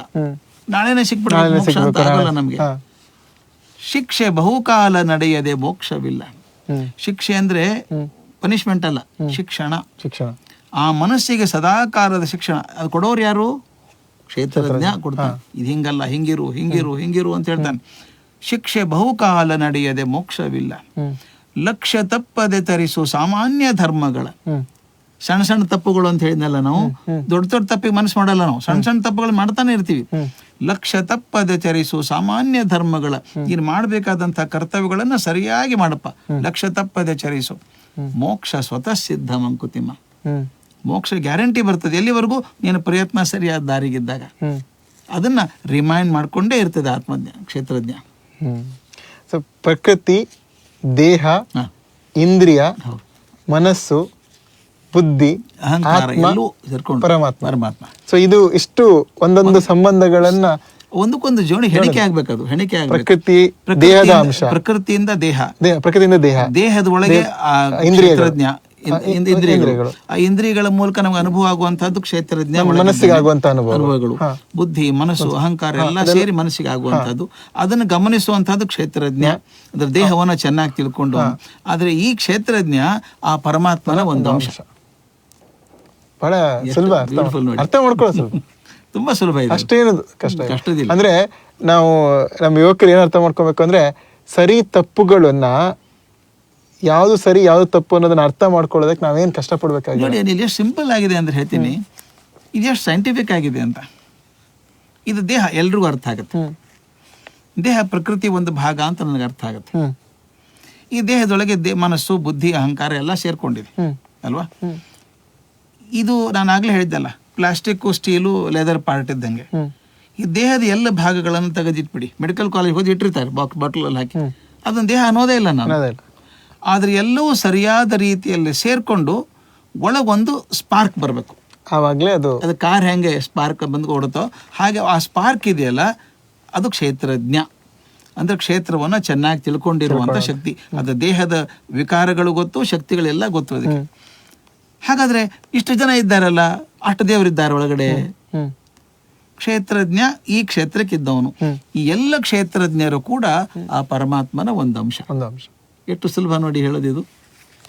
ಸರ್, ಈ 13ನೇ ಅಧ್ಯಾಯದಲ್ಲಿ ಕೊನೆಯಲ್ಲಿ ಒಂದು ಶ್ಲೋಕದಲ್ಲಿ ಕೃಷ್ಣ ಹೇಳ್ತಾನೆ, ಮುಕ್ತಿ ಯಾರಿಗೆ, ಭಗವಂತನ ಸೇರೋನು ಯಾರು ಅಂತ ಹೇಳಿದ್ರೆ ಇದನ್ನ ಅರ್ಥ ಮಾಡ್ಕೊಂಡವನಿಗೆ ಅಲ್ಲ, ಕ್ಷೇತ್ರಜ್ಞ ಪರಮಾತ್ಮನ ಅರ್ಥ ಮಾಡ್ಕೊಂಡವರೇ ಮುಕ್ತಿ ಅಥವಾ ಭಗವಂತನ ಮುಕ್ತಿ ಹೊಂದಿ ಭಗವಂತನ ಕಡೆ ಹೋಗಂತ. ಸೊ ನಮ್ಮ ಇಡೀ ಜೀವನ ಇದನ್ನ ಅರ್ಥ ಮಾಡ್ಕೊಳ್ಳೋದ್ರಲ್ಲಿ ಹೋಗ್ಬೇಕು. ಇಡೀ ಜೀವನವನ್ನ ಅರ್ಥ ಮಾಡ್ಕೊಂಡು ಭಗವದ್ಗೀತೆಯಲ್ಲಿ ಹೇಳಿರುವಂತ ಇದನ್ನ ಅರ್ಥ ಮಾಡ್ಕೊಂಡು ಅನುಷ್ಠಾನ ಮಾಡ್ಕೊಂಡು ಮುಕ್ತಿಯನ್ನ ಹೊಂದಬೇಕು. ನಾವು ಎಲ್ಲೋ ಒಂದ್ ಕಡೆ ದಾರಿ ತಪ್ಪಿ ಬೇರೆ ಎಲ್ಲೆಲ್ಲೋ ಹೋಗ್ಬಿಡ್ತೀವಿ. ಇವೆಲ್ಲ ನಮ್ಗೆ ಗೊತ್ತಿರೋದಿಲ್ಲ. ನಮ್ಮ ಲೆಕ್ಕದಲ್ಲಿ ನಾವೇ ದೇಹ ಅಂದ್ಕೊಂಡಿರ್ತೀವಿ. ತಪ್ಪು ಕಲ್ಪನೆ. ನಾವು ದೇಹವಲ್ಲ, ದೇಹ ಪ್ರಕೃತಿಯ ಒಂದು ಭಾಗ. ಆ ದೇಹದಲ್ಲಿರುವಂತ ಅದು ಒಂದು ಕ್ಷೇತ್ರ. ನಾವು ಆ ಕ್ಷೇತ್ರದಲ್ಲಿ ನಾವು ಆತ್ಮ, ಆ ಕ್ಷೇತ್ರಜ್ಞ. ನಾವು ಯಾರಂದ್ರೆ ದೇವರ ಒಂದು ಅಂಶ. ಇಷ್ಟ ಅರ್ಥ ಮಾಡ್ಕೊಂಡ್ರೆ ಮುಕ್ತಿ ಅಲ್ಲೇ ಆಯ್ತು. ಅದೇ ಮುಕ್ತಿ.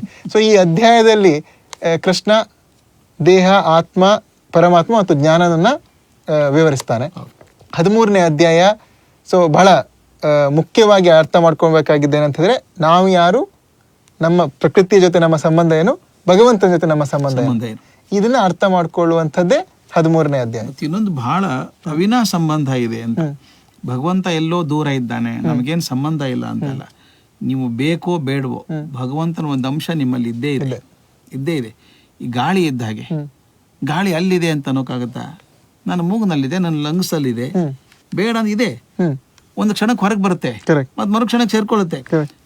ಗಾಳಿ ಹೇಗೆ ನನ್ನ ಒಳಗೆ ಹೊರಗೆ ಇದೆಯೋ, ಚೈತನ್ಯ ನಾನು ಒಳಗೂ ಹೊರಗೂ ಆಗಿದೆ. ಒಳಗಿರೋ ಚೈತನ್ಯವನ್ನ ನಾನು ಕ್ಷೇತ್ರಜ್ಞ ಅಂತ ಕರಿತೇನೆ. ಇಡೀ ವಿಶ್ವವನ್ನು ಆವರಿಸ್ತಿರುವಂತಹ ಶಕ್ತಿಯನ್ನ ನಾನು ಪರಮಾತ್ಮ ಅಂತ ಕರಿತೇನೆ. ಆದ್ರಿಂದ ನನ್ನ ಕ್ಷೇತ್ರಜ್ಞ ಪರಮಾತ್ಮನ ಒಂದು ಅಂಶ. ಅದಕ್ಕೂ ದೇಹಕ್ಕೂ ಒಂದು ಸಂಬಂಧ ಇದೆ. ಹಾಗಾಗಿ ಪ್ರಕೃತಿ, ದೇಹ, ಜೀವಾತ್ಮ, ಪರಮಾತ್ಮ ಒಂದಕ್ಕೊಂದು ಸಂಬಂಧ ಇರುವಂತಹದ್ದು. ಮುಕ್ತಿ ಆಗೋದು ನೀವು ಹೇಳಿದ್ರಿ, ಕ್ಷೇತ್ರಜ್ಞಯೋರೇಯಂ ಅಂತರಂ ಜ್ಞಾನ ಚಕ್ಷುಷಃ ಭೂತ ಪ್ರಕೃತಿ ಮೋಕ್ಷಂಚ ಏ ವಿದುರ್ಯಾಂತಿ ತೇ ಪರಂ ಅಂತ. ಯಾರು ಜ್ಞಾನದ ಕಣ್ಣಿನಿಂದ ಕ್ಷೇತ್ರಜ್ಞರ ಸಂಬಂಧಗಳನ್ನ ಗುರುತಿಸ್ತಾರೋ, ಅವರಿರುವಂತಹ ಭಿನ್ನತೆಯನ್ನ ಗುರುತಿಸ್ತಾರೋ, ಭಗವಂತನ ತಿಳಿಯೋದಕ್ಕೆ ಪ್ರಯತ್ನ ಮಾಡ್ತಾರೋ ಅಂತ ಎಲ್ಲ ಭಕ್ತರು ಮೋಕ್ಷ ಪಡ್ಕೊಳ್ತಾರೆ ಅಂತ ಹೇಳ್ತಾನೆ. ಇದಕ್ಕೆ ಮುಖ್ಯ ಬೇಕಾದದ್ದು ಉಪಾಸನೆ ಅಂತ ಹೇಳ್ತಾನೆ. ಅದಕ್ಕೆ ನಾನು ಮಾತು ಹೇಳ್ಬಿಡ್ತೀನಿ, practice the presence of God ಅಂತ. Practice the presence of God, ಇದು ಬಹಳ ದೊಡ್ಡ ಸಿಂಪಲ್ ಫಾರ್ಮುಲಾ ಇದು. ಭಗವಂತ ಇದ್ದಾನೆ, ನೋಡ್ತಾ ಇದ್ದಾನೆ ಅಂತ ಒಂದು ಮನಸ್ಸಲ್ಲಿ ನನಗೆ ಬಂದು ಬಿಟ್ರೆ ನನ್ನಲ್ಲಿ ಕೆಟ್ಟ ಭಾವನೆ ಬರಲ್ಲ. ಈಗ ನೀವು ಇದ್ದೀರಿ, ನಿಮ್ಗೆ ಯಾರೋ ತುಂಬಾ ಗೌರವದ ನೋಡ್ಕೊಳ್ಳುವಂತ ಒಬ್ಬ ವ್ಯಕ್ತಿ ಇದ್ದಾರೆ. ಯಾರನ್ನು ತುಂಬಾ ದೇವ್ರು ಅಂತ ಒಪ್ಕೋತೀರಿ, ದೊಡ್ಡ ಮನುಷ್ಯರು ಅಂತ ಅಂತೀರಿ. ಅವ್ರ ಪಕ್ಕದಲ್ಲಿದ್ದ ಕೆಟ್ಟ ಮಾಡ್ತೀವಿ, ಕೆಲಸ ಮಾಡ್ತೀವ ನಾವು, ಬರೋದೇ ಇಲ್ಲ. ಅಂದ್ರೆ ಪಕ್ಕದಲ್ಲಿ ದೊಡ್ಡವರಿದ್ದಾರೆ ಅಂದ್ರೆ ನಾವು ಕೆಟ್ಟ ಕೆಲಸ ಮಾಡಲ್ಲ. ಹಾಗೆ ಪಕ್ಕದಲ್ಲಿ ಭಗವಂತ ಇದ್ದಾನೆ, ದೇವರಿದ್ದಾನೆ, practice the presence of God ಅಂತ. ಪಕ್ಕದಲ್ಲಿ ದೇವರಿದ್ದಾನೆ ಅಂತ ನನ್ನ ಮನಸ್ಸಿಗೆ ಭಾವನೆ ಬಂದ್ಬಿಟ್ರೆ ನಾನು ಕೆಟ್ಟ ಕೆಲಸ ಮಾಡಲ್ಲ. ಕೆಟ್ಟ ಕೆಲಸ ಮಾಡದೆ ಹೋದಾಗ ನನಗೆ ಕ್ಷೇತ್ರದ ಸಂಬಂಧಗಳು ಗಟ್ಟಿ ಆಗ್ತದೆ, ಪರಮಾತ್ಮ ಸಂಬಂಧ ಗಟ್ಟಿ ಆಗ್ತದೆ, ನನ್ನ ಮೋಕ್ಷಕ್ಕೆ ದಾರಿ ಆಗ್ತದೆ ಅಂತ. 13 ಅಧ್ಯಾಯಗಳು ಮುಗಿತು. 13ನೇ ಅಧ್ಯಾಯದಲ್ಲಿ ಕೃಷ್ಣ ಅರ್ಜುನ ನಡೆದಂತ ಈ ಸಂಭಾಷಣೆ ಭಗವದ್ಗೀತೆಯ ಅದ್ಭುತವಾದಂತಹ, ನೀವು ಹೇಳಿದಾಗೆ ಅದು ಕೇವಲ ಧರ್ಮ ಗ್ರಂಥವಲ್ಲ, ಅದು ಜೀವನದ ಕೈಪಿಡಿ, ಜೀವನ ಧರ್ಮಯೋಗ. ಆ ಭಗವದ್ಗೀತೆಯ 13 ಅಧ್ಯಾಯಗಳನ್ನ ಮುಗಿಸಿದ್ದೇವೆ. ಸೊ ಯುವಕರಿಗೆ ನಾವು ಈ 13 ಅಧ್ಯಾಯಗಳ ಮೂಲಕ ನಮ್ಮ ಪ್ರಯತ್ನ ಏನು ಅಂತಂದ್ರೆ, ಈ ಎಲ್ಲ ವಿಚಾರಗಳನ್ನ ನೀವು ಅರ್ಥ ಮಾಡ್ಕೊಂಡ್ರೆ, ನಾನು ನಿಮ್ಮ ಪ್ರತಿನಿಧಿಯಾಗಿ, ಯಾಕಂದ್ರೆ ನಾನು ಯುವಕನಾಗಿದ್ದಾಗ ನಮ್ಗಿದೆಲ್ಲದು ಹೊಸದಾಗಿ ತಿಳ್ಕೊಳ್ಳುವಂಥ ವಿಚಾರಗಳು. ನಾನು ನಿಮ್ಮ ಪ್ರತಿನಿಧಿಯಾಗಿ ಹೇಳ್ತೇನೆ, ಭಗವದ್ಗೀತೆನ ನೀವು ಓದಿದ್ರೆ ನಿಮ್ಮ ಜೀವನ ದೃಷ್ಟಿಕೋನ ಬದಲಾವಣೆ ಆಗುತ್ತೆ. ಜೀವನದಲ್ಲಿ ನಿಮ್ಗೆ ಯಾವ ಸಂಬಂಧಗಳು ಹಾಳಾಗಿದೆ ಅದನ್ನೆಲ್ಲವುದನ್ನು ಸರಿಪಡಿಸ್ಕೊಬೋದು.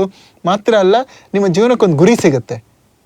ಜೀವನವನ್ನು ಅರ್ಥ ಮಾಡ್ಕೊಳ್ಳೋ ಜೀವನ ಧರ್ಮಯೋಗ ಅಂತಿದೆ. ಜೀವನವನ್ನು ಅರ್ಥ ಮಾಡ್ಕೊಬೇಕು ಅಂತಂದರೆ ಭಗವದ್ಗೀತೆ ಓದಲೇಬೇಕಾದಂಥ ಒಂದು ಗ್ರಂಥ. ಅದನ್ನು ನೀವೆಲ್ಲ ಓದ್ತೀರಾ ಅಂಥೇಳಿ ನಾವು ಇನ್ನೂ 5 ಅಧ್ಯಾಯಗಳನ್ನು ಇದೆ. ಇನ್ನೂ 5 ಮುಂದಿನ ಅಧ್ಯಾಯದಲ್ಲಿ ನಾವು ಮತ್ತೆ ನಿಮ್ಮನ್ನು ಭೇಟಿ ಆಗ್ತೇವೆ.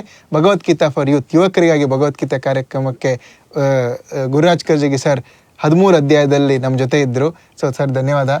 ಹಾಗೆಯೇ ಯುವಕರಿಗೆಲ್ಲರಿಗೂ ಹೇಳೋದಿಷ್ಟೇ, ನೀವು ಭಗವದ್ಗೀತೆಯನ್ನು ಕೇವಲ ಧರ್ಮಗ್ರಂಥವಾಗಿ ಕಾಣದೆ ಜೀವನ ಕೈಪಿಡಿಯಾಗಿ ಕಾಣಿ. ಹಾಗೆ ಭಗವದ್ಗೀತೆಯನ್ನು ಓದೋಕ್ಕೆ ಕಷ್ಟ ಅಂತ ಅಂದ್ಕೊಂಡಿದ್ರೆ ನಾವು ಮಾಡಿರುವಂಥ ಒಂದು ಪ್ರಯತ್ನದ ಮೂಲಕ ನೀವು ಭಗವದ್ಗೀತೆನ ಅರ್ಥ ಮಾಡ್ಕೊಳ್ಳೋಂಥ ಪ್ರಯತ್ನ ಮಾಡಿ. ಒಂದು ವೇಳೆ ನಿಮ್ಗೆ ಅದು ಯಾವುದು ಅರ್ಥವಾಗಿಲ್ಲೋ ಅದನ್ನು ನಮಗೆ ಆದ ಮಟ್ಟದಲ್ಲಿ ನಿಮಗೆ ಅರ್ಥ ಮಾಡಿಸುವಂಥ ಪ್ರಯತ್ನವನ್ನು ನಾವು ಇಲ್ಲಿ ಮಾಡಿದ್ದೇವೆ. ಹಾಗೆ ನೀವು ಆ ಪ್ರಶ್ನೆಗಳನ್ನ ನಮಗೆ ಕಳಿಸ್ಕೊಡ್ಬೋದು.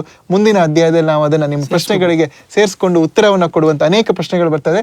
ನಾವು ಇವತ್ತು ಮಾತಾಡಿರೋ ಎಲ್ಲ ವಿಚಾರಗಳು ಬೇರೆ ಬೇರೆ ಪ್ರಶ್ನೆಗಳು ನಮಗೆ ಬರ್ತಾ ಇರೋ ಪ್ರಶ್ನೆಗಳನ್ನ ನಾವು ಅದಕ್ಕೆ ಸೇರಿಸ್ಕೊಂಡು ಆ ಪ್ರಶ್ನೆಗಳಿಗೆ ಅನೇಕ ಯುವಕರು ಕಳೆದ 3-4 ತಿಂಗಳಿಂದ ಕಳಿಸುವಂಥ ಪ್ರಶ್ನೆಗಳನ್ನ ನಾವು ನಮ್ಮ ಸಂವಾದದಲ್ಲಿ ಸೇರಿಸ್ಕೊಂಡು ನಿಮಗೆ ಉತ್ತರವನ್ನು ಕೊಡುವಂಥ ಒಂದು ಪ್ರಯತ್ನವನ್ನು ಮಾಡಿದ್ದೇವೆ.